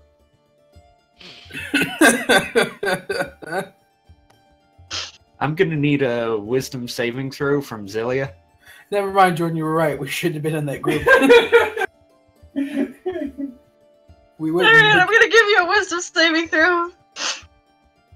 Doesn't matter. I just helped you guys out a little bit. He seems impressed with Tristan. That'll make You're it. paralyzed. Woo! That's even kinkier. He turns to Orendel and says, "Now, I believe you mentioned a secret meeting among the elves." He just said he was gonna sell us into slavery! Yeah, I believe that was false. It was a trap to sell us into slavery.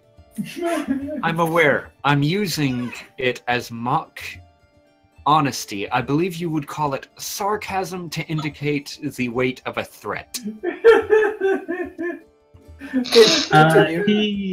He points at you and says, "Was going to sell you."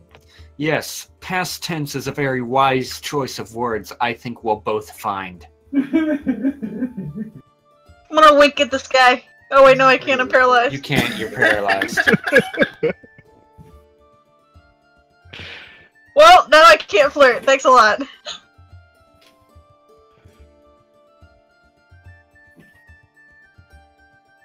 Out of character, full honesty, guys, I forgot why we came here. We are trying to find where elves hang out because we're trying to find an elven assassin to lead us to more assassins because one of them's using, I believe, Ryrand, and we're trying to find out who. Who? We're trying to find out who has it. So we're trying to get contact with an assassin. What now? The Earthfire dagger. Ryrand. Okay, hold up. First of all, Brandon, why the impronounceable stuff? Ryrand? It.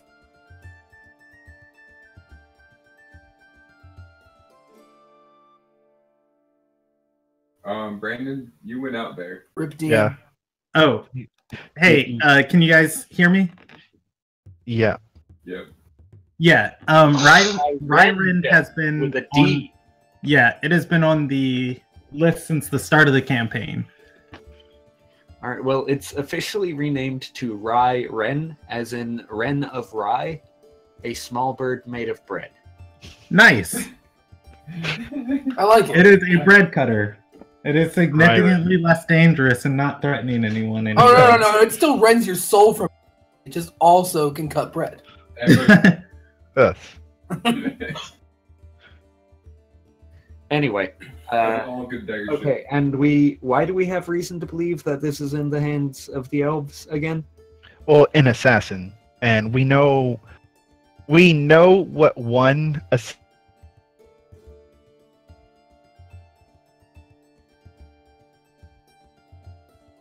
Ramon. If I remember this right. We know what one assassin looks like because a doppelganger Yeah. disguised himself as her. And we were going to use that information to try and find the real assassin that doppelganger was disguised as. What he said. Since she is an elf, she had to come through the immigration council to get into the city. Thus, his father, who was in charge of the immigration council, should know of her whereabouts. Alright. Guys, don't let me have any fun getting my dick wet. What? We're looking for a specific person who had to have come through the I'll explain in a immigration second, council Tess. to gain entry to this place. We were hoping that you might be able to help us in this. Should have let me sleep with him first. I would have gotten all the information you wanted.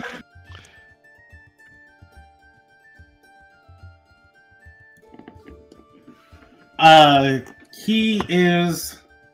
And then I give this 2 more games until they get tired of me.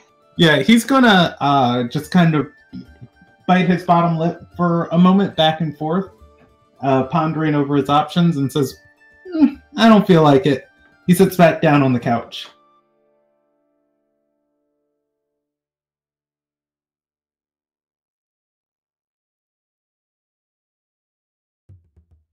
Did you guys catch that? Yeah. I'm debating. But I can't do Okay. anything about that because I'm freaking paralyzed. Well, hold that thought, because I have to concentrate on another spell with which to kill this man. You know, if he's lawful evil. No, this Save guy's us way from- too flippant to be lawful evil. Well, damn. Yeah, he's already tried extorting you twice, or yeah, 2 extortions and one time trying to sell you into slavery, or trying to lead you into being sold. He's into committed enough crimes for JD to figure his death on valid. Oh, I'm look, gonna the heart stop of concentrating on hold person and cast silence.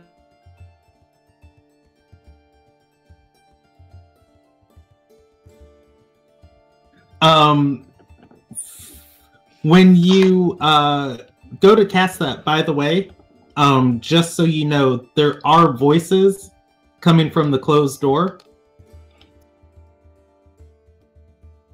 Okay. The closed door behind us? Yes. Or- One of the offices is occupied. I walk closer to Orendel, and I would like to grapple him. Whoa. Okay, as you're walking closer to him, he is moving equally far away from you. We're gonna hit a wall. Okay. Can I walk until he hits a wall? Yes. There are windows in this lounge part of the office, though. All right. Go ahead and roll me that grapple check. Hold on. If he's backing up slowly, I would like to approach. Like, I don't lunge for him. I'd like to approach him as he is sitting on the couch. And you said he gets up? Yeah. As you're getting closer, he's very apprehensive. I continue with. Is he within 20 feet of me? Yes, he is. Then the aura of silence has hit him, and he can't hear anything. Yeah, the area is not producing any sound. Correct. I would like to continue approaching him menacingly. I don't suppose this would be an intimidation check, would it? Yeah, you can roll an intimidation check. Either that or you can go through with your initial grapple. 15. I just continue to walk menacingly towards him. Yeah, he seems significantly scared. He's saying stuff, but you can't hear him. Okay. When it looks It seems that Career is also saying something too, but you can't hear her either. Okay. Can I hear her, or are we all in the field of this silence? Mid. I don't think sound leaves the silence Okay. area. Correct. Let me double sound check. can neither enter nor exit the aura of silence. Yeah. Alright. Career, Zilia, and Tristan, and Kana, or Lord Orendel is in it. Okay. When it looks like he's about midway through his first sentence, I'll dismiss the silence and stop walking towards him. He's gonna as you dismiss the silence, he's going to say, crazy man, I don't know where any elves are. Look, we're all just trying to keep our skin on. So you cannot help us.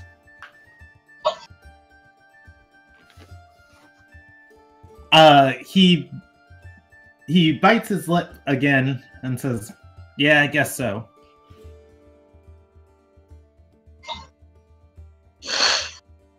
I'm gonna All right. out and look at him.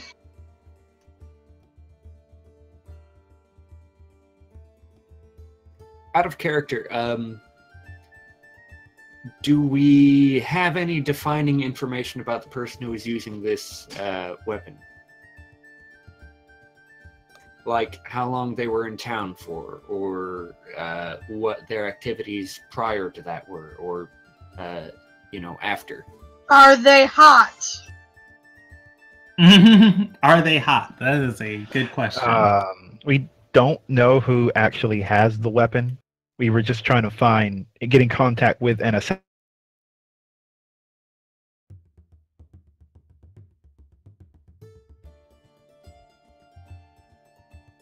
Body in town has it and is wielding it. Yeah. Right now Okay, it's trying so- to. It's like trying to find. Hold up. So we're the racist ones who assume that the elves would know an assassin who would know this other assassin, right? Just because they're elves? It's an elvish assassin. Pretty much. But right now, you guys know that it's like trying to find a needle in a haystack.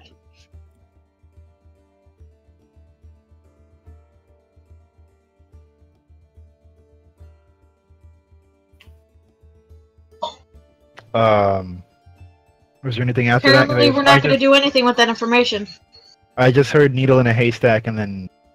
Was there Oh, anything yeah. else? Yeah, this is one of the ideas you guys came up with talking to Effie.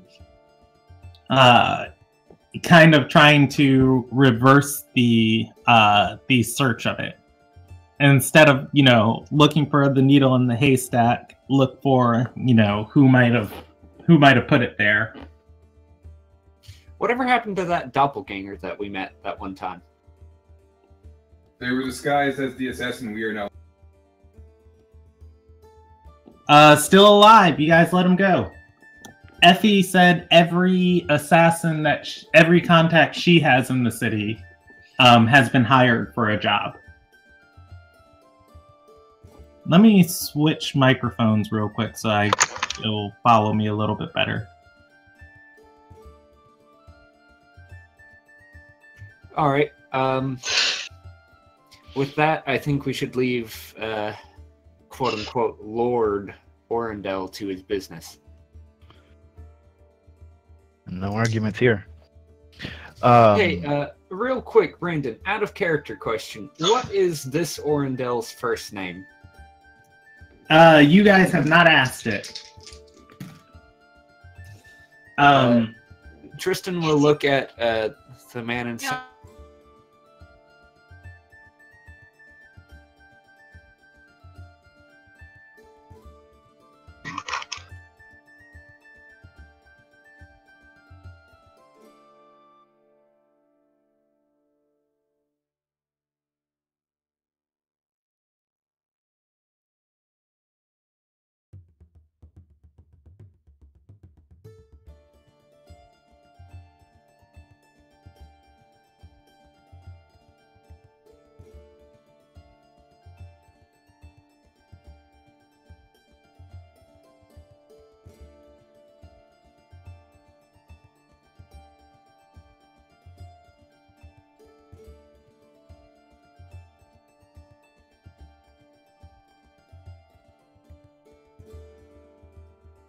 That if if the account doesn't say anything, yeah, it goes to the AFK channel. Cool, it is back. Sorry, what did you say, JD? You cut out on me. Tristan turns back to this Orendel and says, then we may be taking our leave of you. What is your first name, Master Orendel?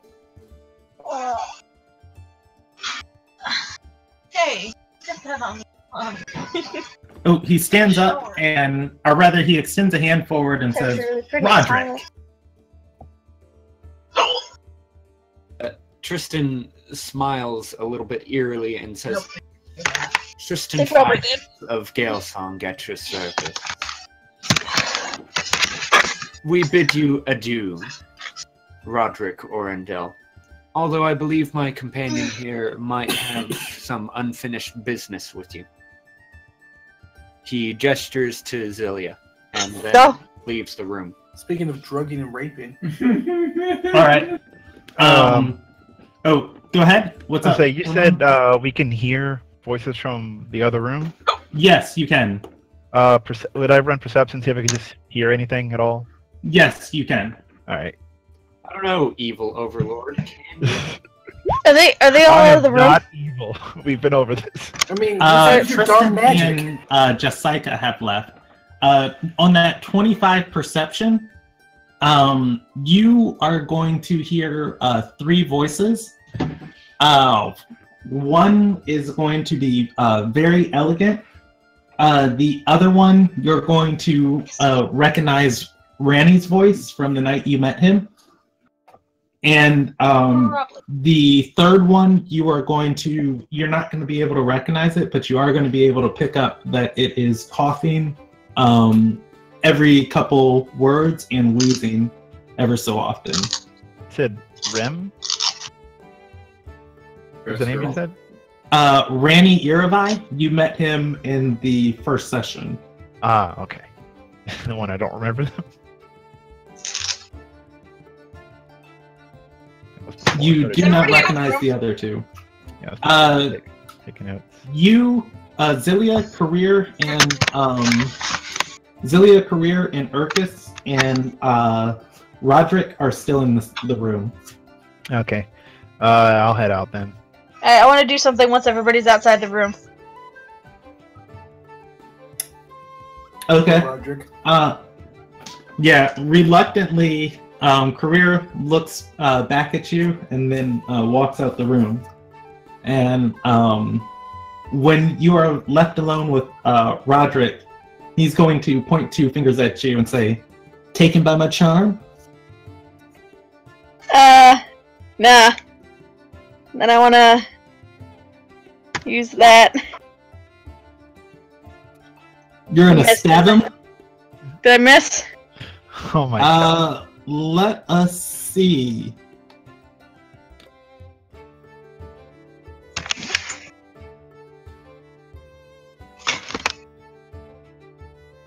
I gotta see. You know, I almost saw this coming. It's as if you set the stage for this exact thing to happen. It's as if I'm pulling the strings. Like I also said before, we left the evil group to this part of the mission. You did this. You created this scenario. You are the puppet master. Yeah, I gotta look at one feature that I am unfamiliar That's I with. murdered somebody. Well, I want to.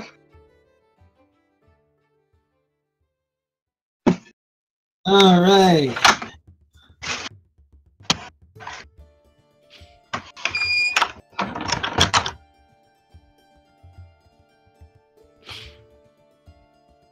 Is thou stabbed? Thou is stabbeth. You pierce your or you lunge your rapier forward at him. He seems more agile than your in your everyday half elf, and he dodges to the side, and it pierces his abdomen. And you can go ahead and roll damage.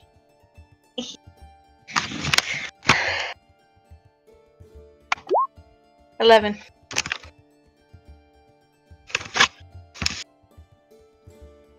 Alrighty.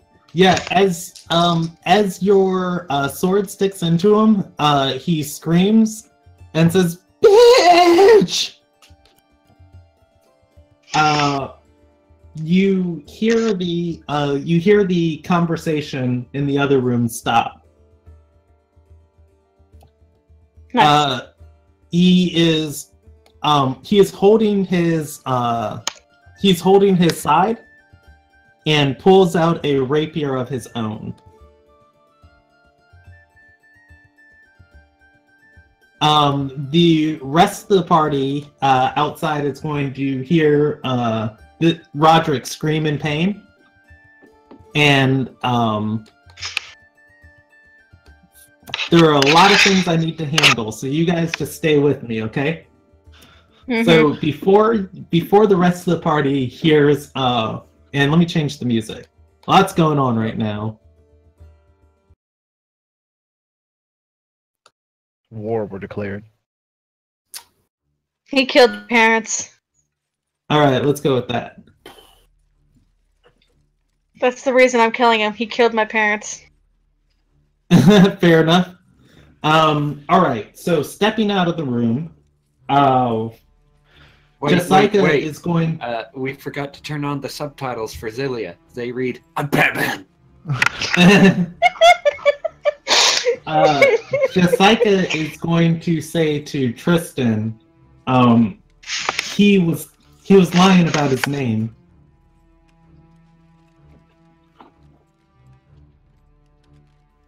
Tristan nods and says, I figured as much. All the same, it doesn't matter. He couldn't help us, and now we must look elsewhere. Time is of the essence.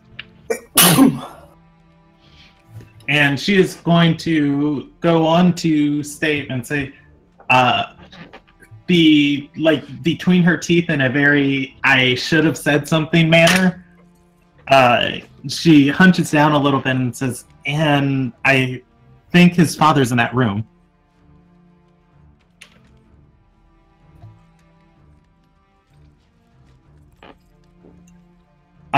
As you guys are having that conversation, that's when you hear Roderick scream in pain. Jumping back to Zilia. Go ahead and give me a wisdom save. Oh, I'm terrible at this. Believe in yourself. All right. right. I believe in myself. It is, he casts Zilia Bane on you. As he takes out his rapier holding his side, he says, you're...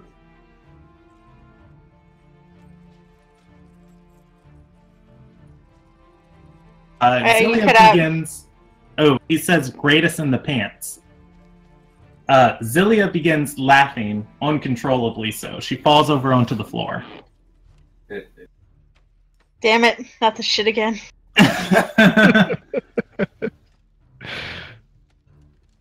He raises his rapier over her chest to lunge it down, but as he does, the door of the closed office slams open.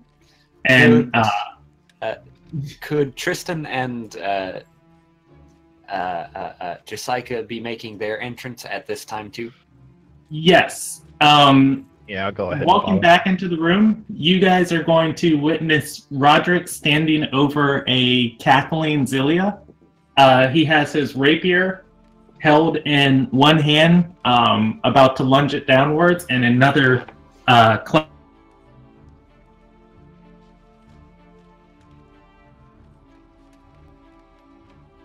step into the room. So do 3 elderly elves. Before he can lunge the sword down, an older man wheezes out, "Kana!" Well, now I can't kill him, Brandon. The man looks up at the 3 people who came out. And he says, "She attacked me." Looking down on the floor, it's a small, innocent child. Yes. at the cackling satyr with a bloody sword next to her.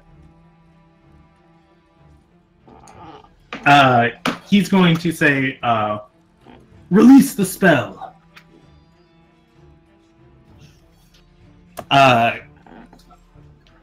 Kana looks to the party that just entered. Eyeballs, you guys, like, putting his 2 fingers at his eyes, pointing to Tristan. Walks by, and as he exits the room, the spell fades. I'd like to use my deception to look like the innocent girl I am. Go ahead. Roll me a deception 18. check. The man is going to walk over to you and say, My son's always been a little misguided. Yes, I understand. I wish I had a father like you growing up. Career is going to whisper to Urkus, "Are they buying that?" I'm just gonna have a blank face looking at this because we all know how she is, and it's gonna have a side glance of Career and shrug. I guess.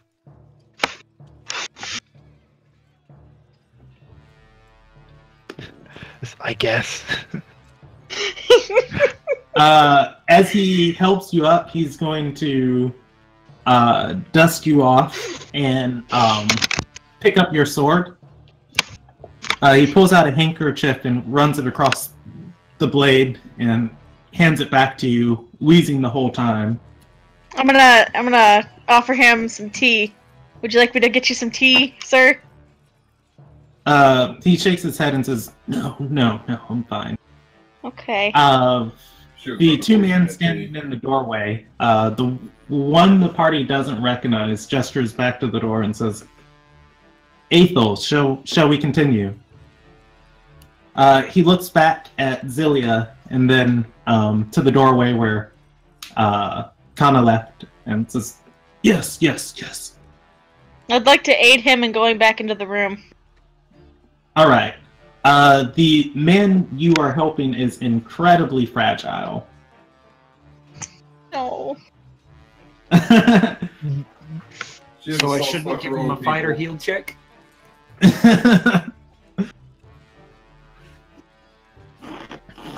Yeah, as you escort him back to the room,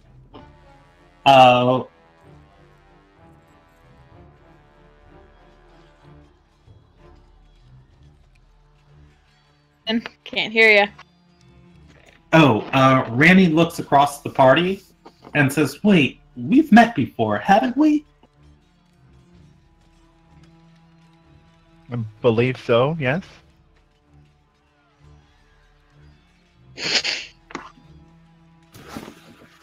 He snaps for a moment and says, The party. You were Ambassador Dardel's guest. Were you not?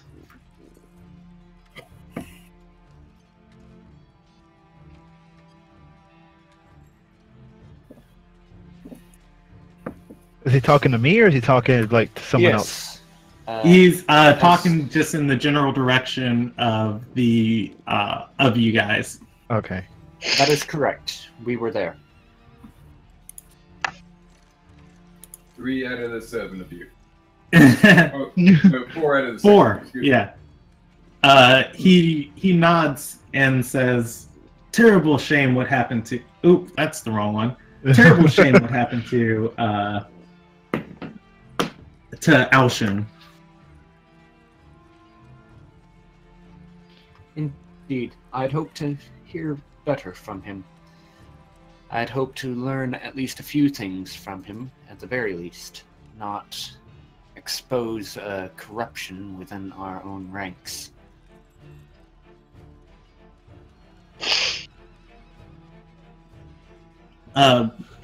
He nods and says, Yes.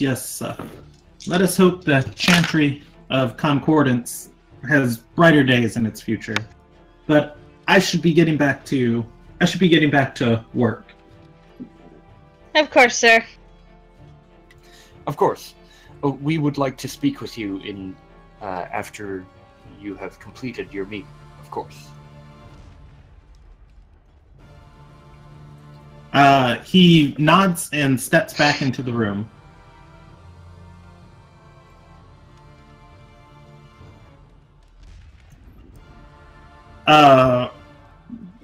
As they go back to their meeting and close the door, did they kick me out of the room? Yes. Okay. Career is going to turn to Zelia and say, Could murder not be your natural instinct?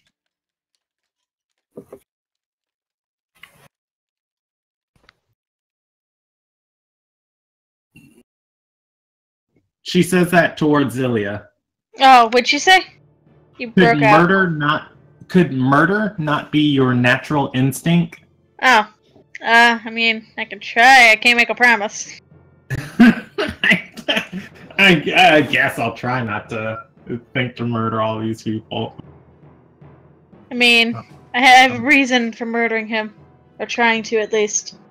I'm gonna look softly off in the distance. I'm annoyed that that actually pointed us in the right direction. Is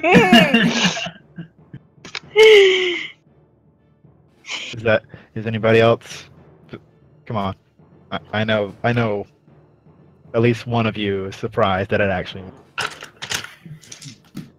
Anybody else surprised? Anybody? Seriously. After enough prodding, Jessica raises her hand and says, I am a little bit. Thank you, Jessica. Yeah, but Zilly is like staring off in the distance with like this glossed over look of sorrow and sadness.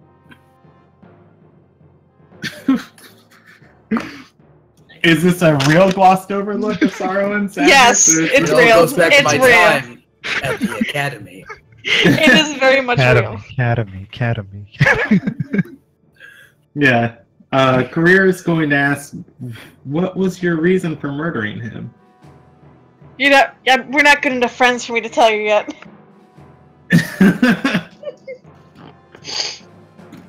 The fourth wall, we can see the flashback. Yeah. Career just crosses her arms and starts rubbing at her elbows in that way that, people do when they're uncomfortable. And she says, oh, okay. Yeah, the flashback is me watching my own family cooked and eaten in front of me.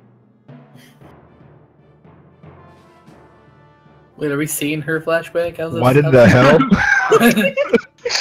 Ripple, Yeah. ripple. The Orangels did not cannibalize your other Satyr family.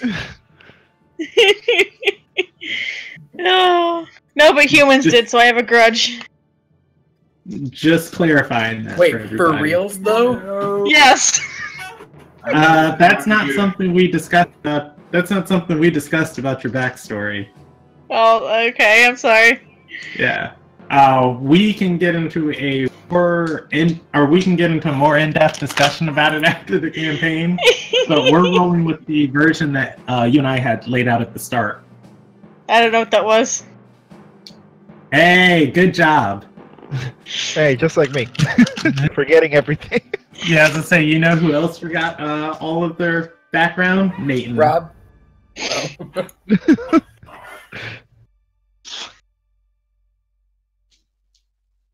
Okay. So. All right. So I'll turn to the party. Should we wait for him outside in the hall or in here? Career gestures to the lavish lounge and says, well, this area is meant for people on business, which we have.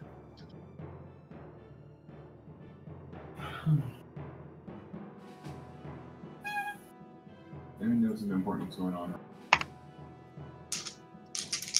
But do you guys wait here for him?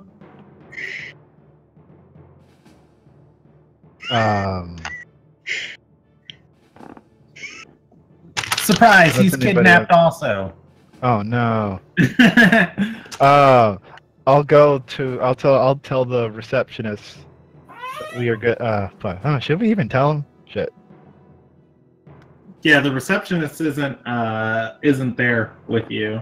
Yeah, no, I was like, go out and tell him we are waiting. Older Lord Orendale. Yeah, you just told him Lord Orendale, and he was like, sure. Yeah. One of them's free. I still like how the receptionist pulled the dick move of giving you the old slightly useless, the younger slightly useless. Yeah. Anyways, though, it's about 5 more minutes before their meeting finishes up, and Aethel and the other man that you don't recognize walk out of the room.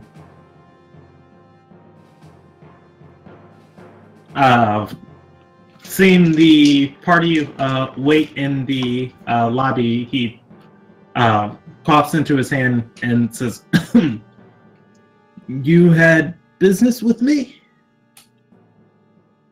Ah, yes, my companions did. Yes, sir. We were hoping you could point us in the direction of locations where elves congregate. We're more specifically looking for one specific elf, and do the same to him. Describe the person we're looking for. I have no idea what I'm doing. It's very funny that you describe that person. Let me pull up notes on this dude. I don't know if I should trust the DM when this is very funny. You describe the person. Trust wholeheartedly, that's what I say. Yeah, there you go.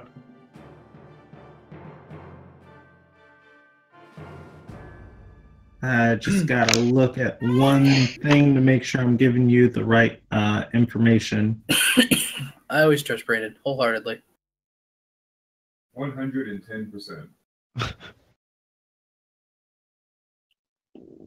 All right. So the man standing before you is a red-haired elf. He stands just as tall as Urkus, and he speaks up before Randy can answer, and says, "It seems like we're chasing the same ghosts."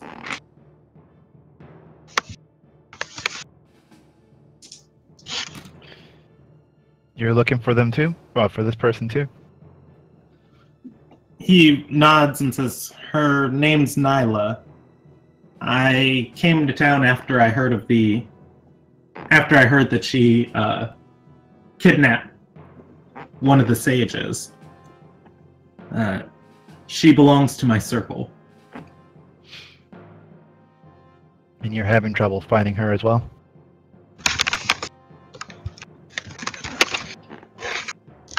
He scratches the back of his head and says, "It's complicated. I don't keep up with the members of my circle religiously. They're spread out across the world." She was exiled here and has done pretty good about keeping herself well employed and not drawing too much attention to her name. But when the reports started hitting the forests, all eyes turned on me to retrieve her.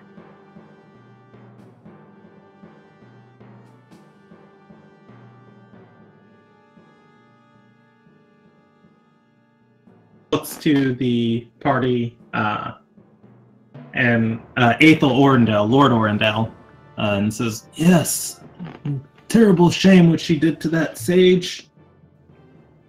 Kidnapped him and returned him, raving half mad."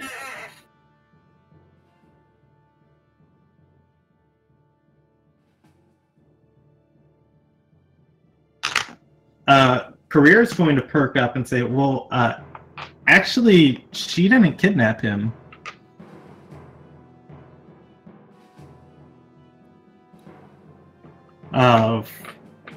The high elf that was talking earlier opens his eyes fully with interest and says, "Wait, she didn't?" "No, it was another assassin impersonating her."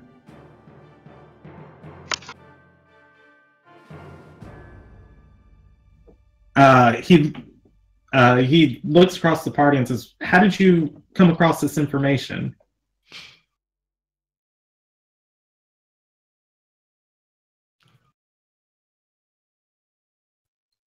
Seeing nobody talking, Career is going to sheepishly what now?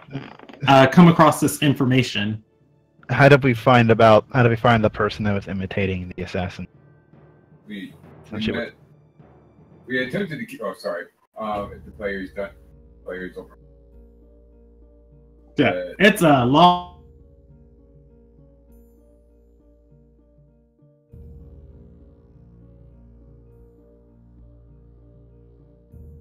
And then.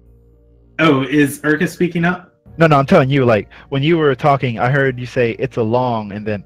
Like, oh, sorry about that. It's a long story. If nobody is speaking up, though, and there we go, I'll move my mic a little bit closer to my mouth.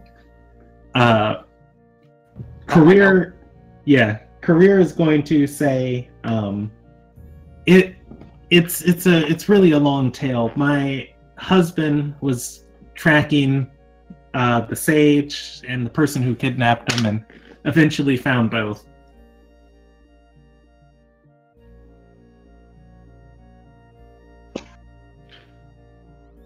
More like the sage found his way home.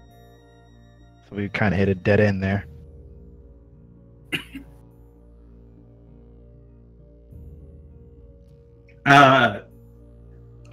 Career nods and brushes her hair behind her ear and says, yeah, my husband's not that bright.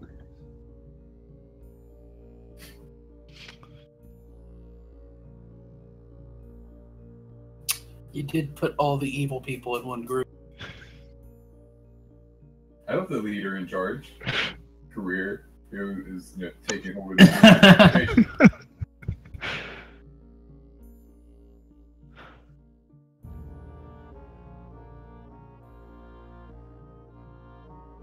Also, I really wanted to see what it would do.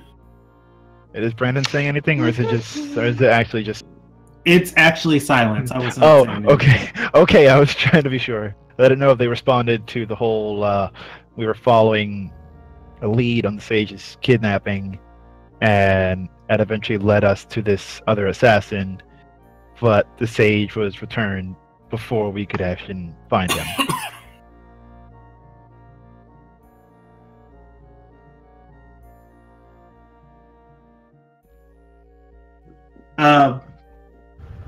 Once Career gives up that information, the red-haired man snaps his finger and begins to smile and turns to Ranny and says, or not Ranny, I'm sorry, Lord Orendel, and says, see, there you go.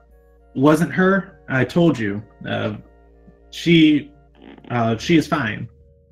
And Lord Orendel says, Narelle, she needs to be brought back. And he shakes his head and says, I trust her. She's fine. She didn't do it.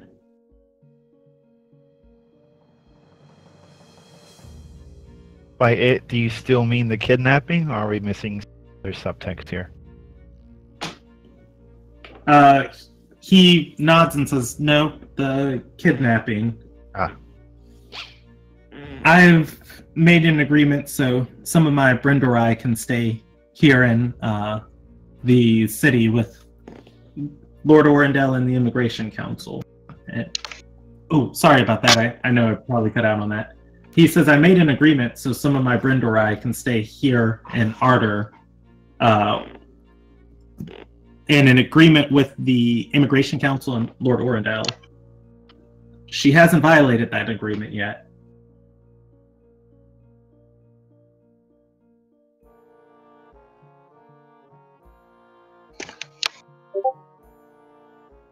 Still, you wouldn't happen to have any leads on where she could be located.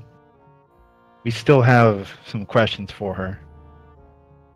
We're hoping she can point us in the right direction.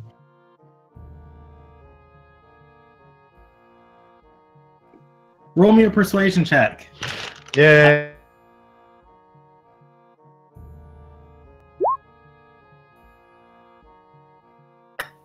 Well, yeah. Failure. that's a 48. Oh, my bad. I didn't know that's how that's supposed to be read. Quick, let me roll a deception check. Yeah. 48, you get two nat 20s, and then you add double your proficiency bonus. No, he just has like a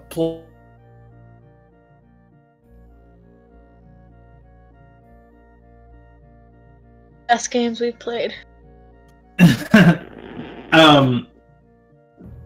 Yeah, the Narelle is going to look at Urkus and say,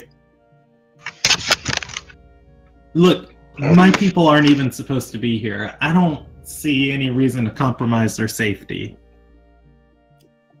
She has skills, but she doesn't use them."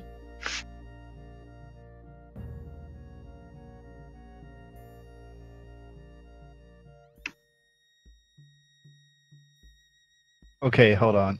He said she has skills but doesn't use them, but she's known as one of the best assassins.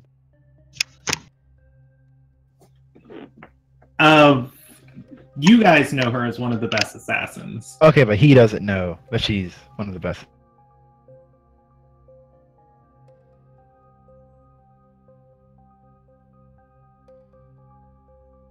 With the criminal underground, because she was a part of it. I don't know if it's my internet or not, but that's another time I heard just silence. Okay, let me look at my Discord to make sure it's sending it. It's probably mine. Keep in mind, I am like in a bottom corner of a hole, like on the floor in this house. So it could be my laptop signal dinking out. Yeah, I just said absolute silence, but I didn't know if everyone else was making noise or it was just me not. Yeah, Tatum was a part of the criminal underground. So she had insight that, other people don't naturally have. Gotcha. Yeah.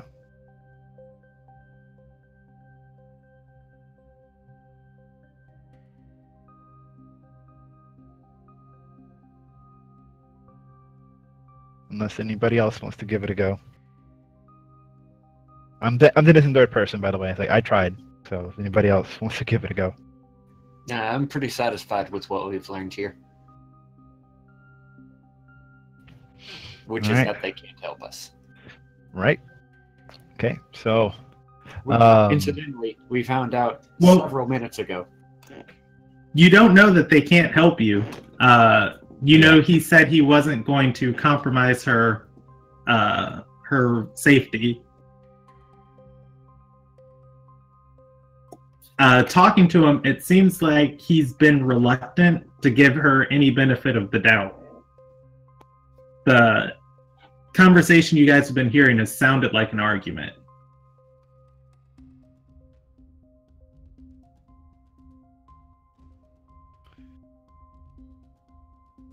So there's a chance he probably does know, but I couldn't convince him to say anything. Yeah, skill challenges aren't all won and lost on a single roll. Alright. Alright, hold up.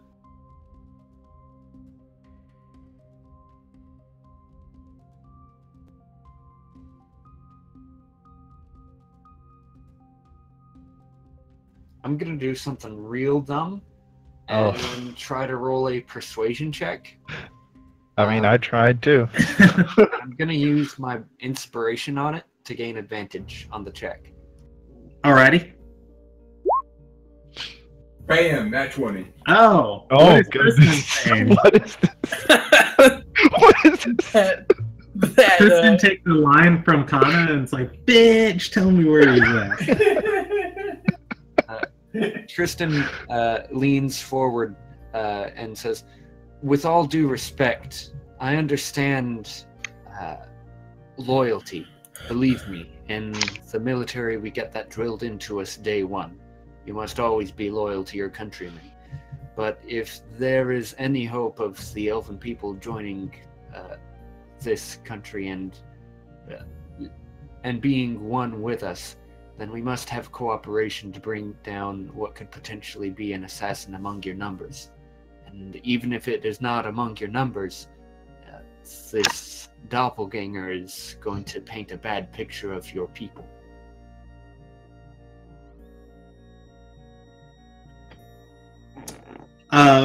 Tagging on to Tristan's line, Aethel is going to turn with his old man pleading eyes and just say, Gnarl, please. Gnarl, or go ahead. Not the old man eyes. Gnarl is Anything Gnarl but is- that! He's gonna let out a long exhale and say, we exiled her a few years ago because she fell in love with a lesser of your kind. That's not surprising.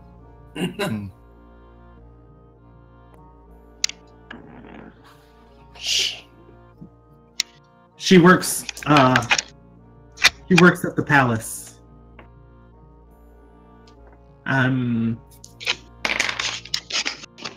When Nyla came back for her when Nyla came back to be escorted through the Alien Forest, one of the Shadow Knights followed her the night before they left town. She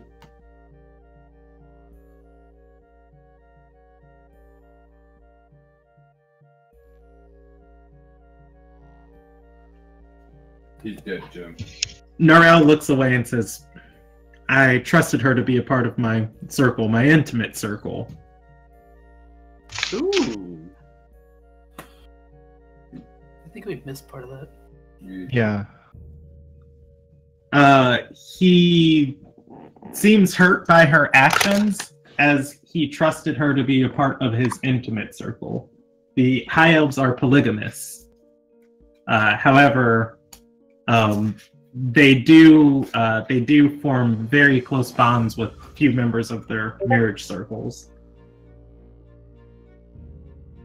Is there a way to become a high elf? Is there a way to become a high elf? You can just embrace that part of their society. Be the change you want to see in the world. Harem. I prefer to see myself not as a human, but as a high elf, and follow all customs and religions, including the polygamy part. There's a marriage page on the wiki describing their marriage traditions. And wish you had made that page. Yeah, I made it because Justin asked what is love. Baby, you don't hurt me! That was in my...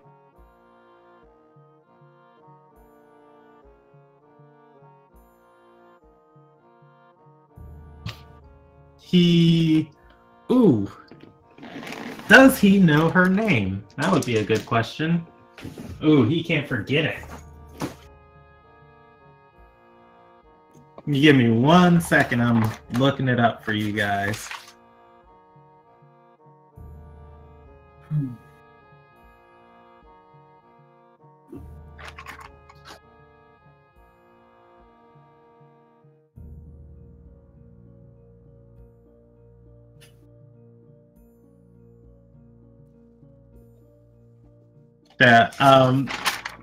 You guys can talk amongst yourselves because it is in the buried part of the notes. Cool. So back onto that card game about not. No. No. Talk about other things. Any other things.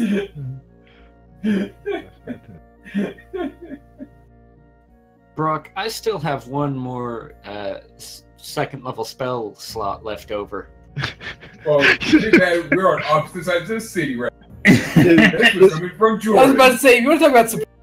The next time you see hang out with Kron's brother and visit his vault, because that's not going to end in tears. Yeah, the whole person has a range of 30 feet. I can reach you, bitch. I'm on the other side of the city. It's like 30 miles. That's an exaggeration. Well,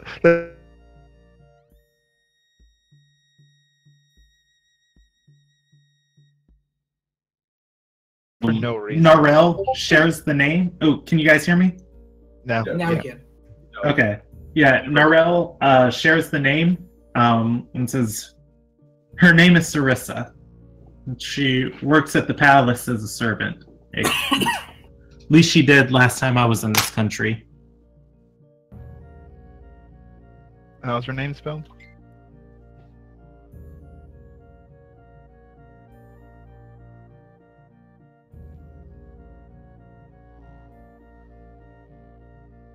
After every vowel. Wait, I didn't even hear anything. I just. Oh, Yeah. you know what? I can type it out. I'm just hating this. It's so frustrating. We might need to tidy this up soon, considering that like we keep on getting cut off. No, we can fight through it. Yeah, we'll jump back over to the other part of the party if you guys are done, and then we'll finish up for the night.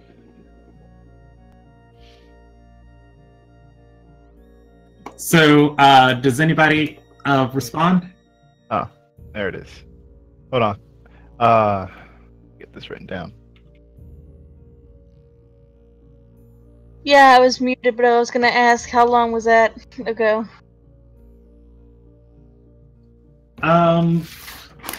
Nyla was exiled.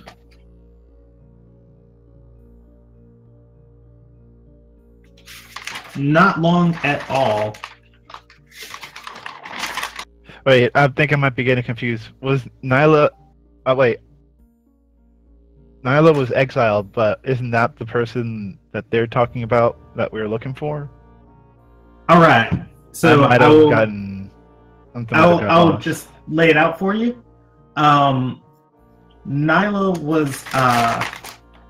was exiled.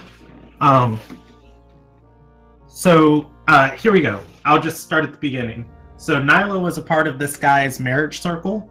Right. She was in this country for some reason, which you guys don't know.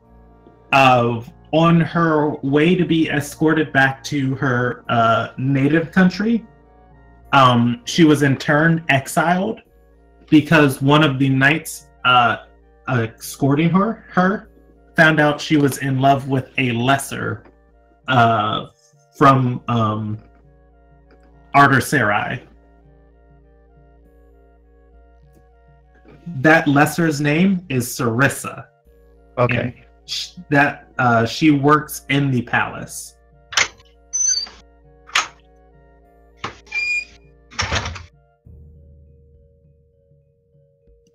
How long ago was it? It was 6 years ago.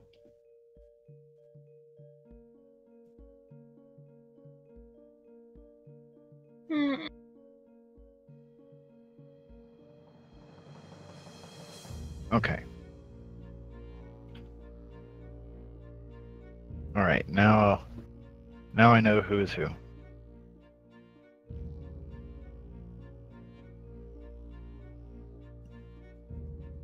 And she, Ooh. I'm sorry. It was 3 years ago. I read the amount of seasons, which didn't had to cut it in half.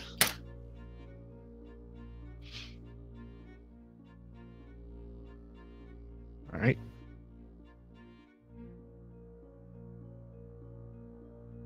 So he's at least pointed us in the direction of her lover. No, he said that she sneaks into the palace at night to see her. Yes, Nyla sneaks into the palace to see, right? Yes. All right. So that's what we have.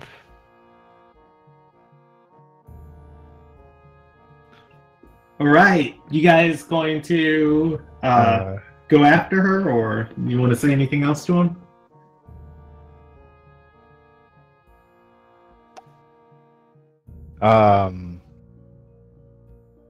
I'll thank him for the information.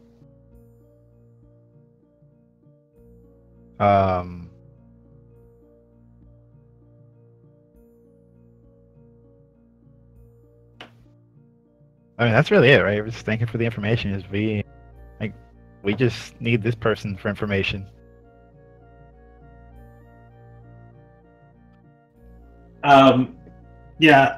Aethel is going to nod and say, I don't hold any official position anymore. But I can talk with Ranny and send guards to arrest this woman, and eventually this Nyla will come out looking for her.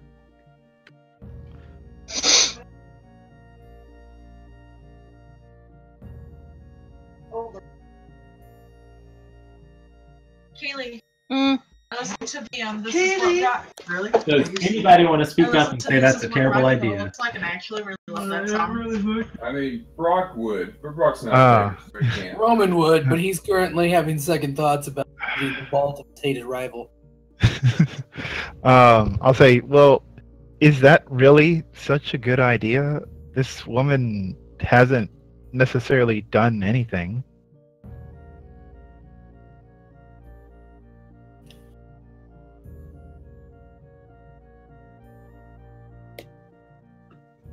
Yes, but it is the easiest way to bring this Nyla out of hiding, at least so we can talk with her.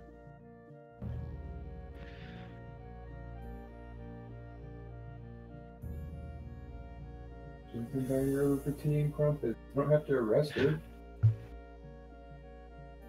Will she actually be arrested, or is it just a ruse? Like, a rumor would be spread that she was taken, but she's not actually in any danger or actually is arrested. Can you think of any better way to track this person down? I can't know, but is it necessarily, like, is it required to, well, yeah, arresting her would probably bring her out, but will she be let go after? Since she didn't do anything wrong? Are you asking about Nyla or Sarissa? I'm gonna say both. Say for both of them.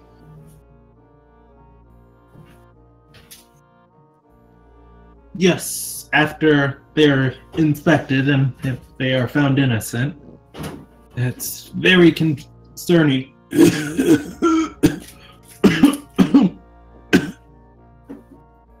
It's very concerning that that a assassin would take her form and do the things that she did.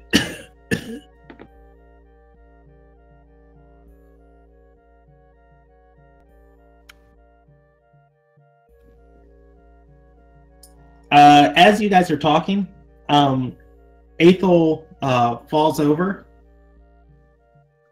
Narel barely catches him and says, "All right, you're done for the day, old man." Alright, Brandon, I gotta quit on ya. I'm sorry. All right, enjoy your night. We're about done with this side of the party, so we're about to jump back over to the other. Alright. Coolio. Do you guys want to say or do anything else with Aethel and Narel? I'll just tell them if they could inform us of when they'll enact this plan, or just so that we are kept aware since we want to speak with Nyla.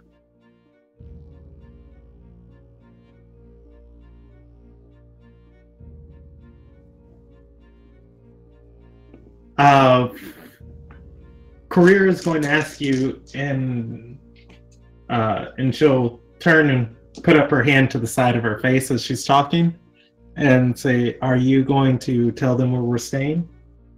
Yeah, I'll tell them that we're with the Naycarts. Or we're staying at the Naycart Manor. Yeah. Narel points to Career as she has her back turned to him and says, "And you, I want to question your husband and confirm the validity of his story."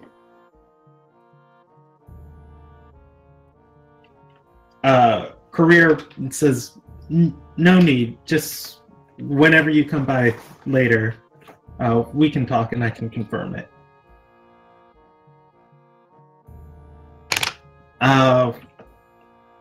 With that, we're gonna jump over to Roman and Brock. All right. Sweet. So after the questioning of the prisoner finishes up, the two guards, or the two knights escorting him, start pushing him along and say, or exiting the office, push him along saying, "You're going to have a long rest inside a storm's nest." The one knight looks at the other one and says, "Hey, that rhymed." Rock chuckles. They push the prisoner along past you guys. Ocular Ataclon steps out of his office, looking much more prepared for the weather outside. Is it frightful? Baby, it's cold out there. Because you know that fire is so delightful. He steps to you guys and says, "All right, shall we go see my brother's vault?" Yes, lead the way.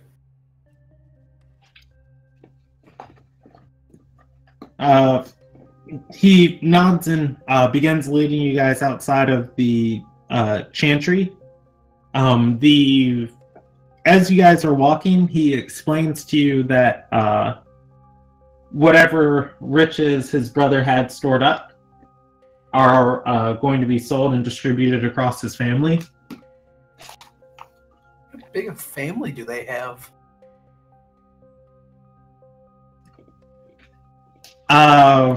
If Roman asks that, Ocular Ataclon explains he has a wife and a daughter, and their father still lives in town. Krana had a wife and daughter? No,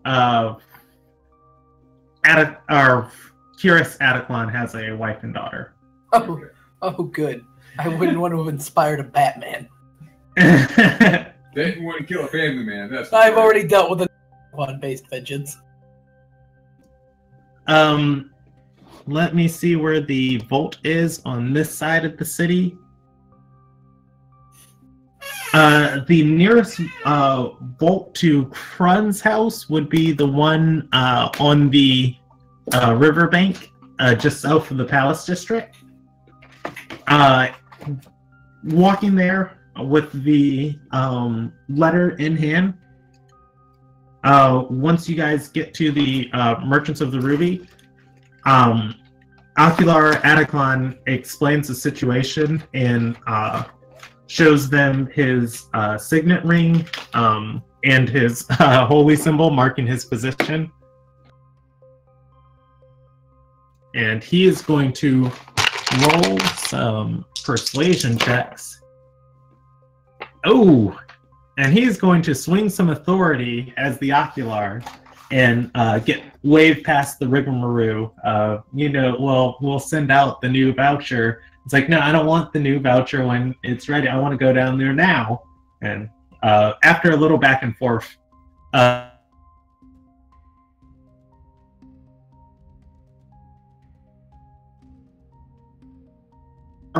led towards the vault. You pass one set of guards. They are both blinded, but let me double check real quick.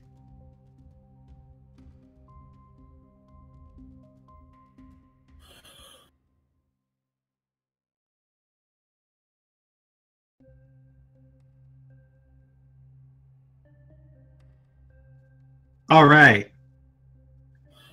So, as you guys are led past the first two guards, they put up their spears and stop. They don't stop the Ocular, but they do stop both Brock, or actually, they would stop Effie too. I forgot she was with you. Would not stop Rox. But they do stop Brock, Roman, and Effie. Wait, They didn't stop rocks? they didn't stop rocks? They did not. They pull out a chest from behind them. Even though they both are wearing blindfolds, it seems that they are moving and seeing with some extra type of vision. Rocks doesn't have a weapon. Yeah, and they say, you deposit your magical goods here. They'll be waiting for you when you exit. Magical. Yeah. Yes, they detected magical items on you guys. I hand them my flute. I believe it was the magical instrument. Yep, you had a flute, and then you had a vial of Bridgehound venom too on you. Is that magical? Is that magical? It is. Well, It gives off an aura, and then Roman's got his brass nut, or his brass nuts. brand spanking new brass ducks. I hand them my. Debating the merits of fighting these guards. I hand them over my things willingly, and just like, be careful. Some of that's pretty strong stuff.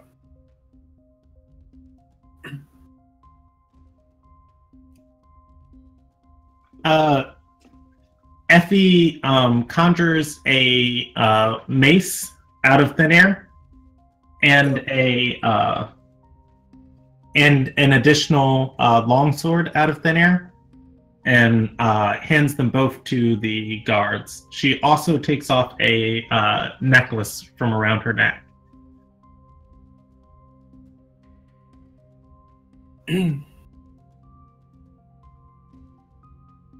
I will reluctantly drop my knuckles to the chest. All right. As you guys are led into the next area of security, three members wearing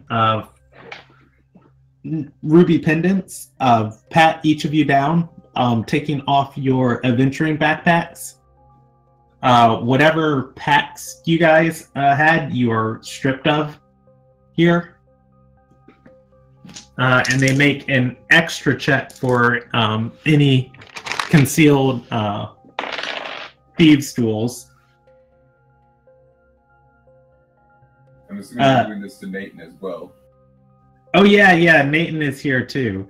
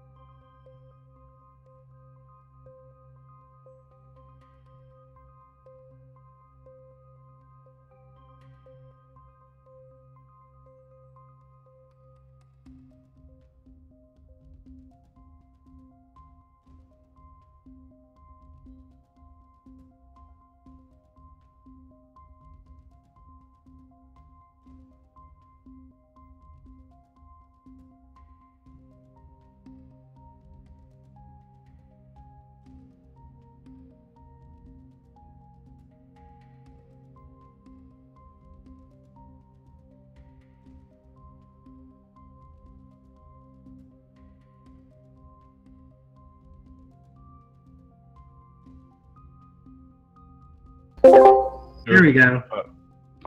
Anyways, thank you everybody for watching. Sorry about the stream cutting out at the bottom there, and this is really professional.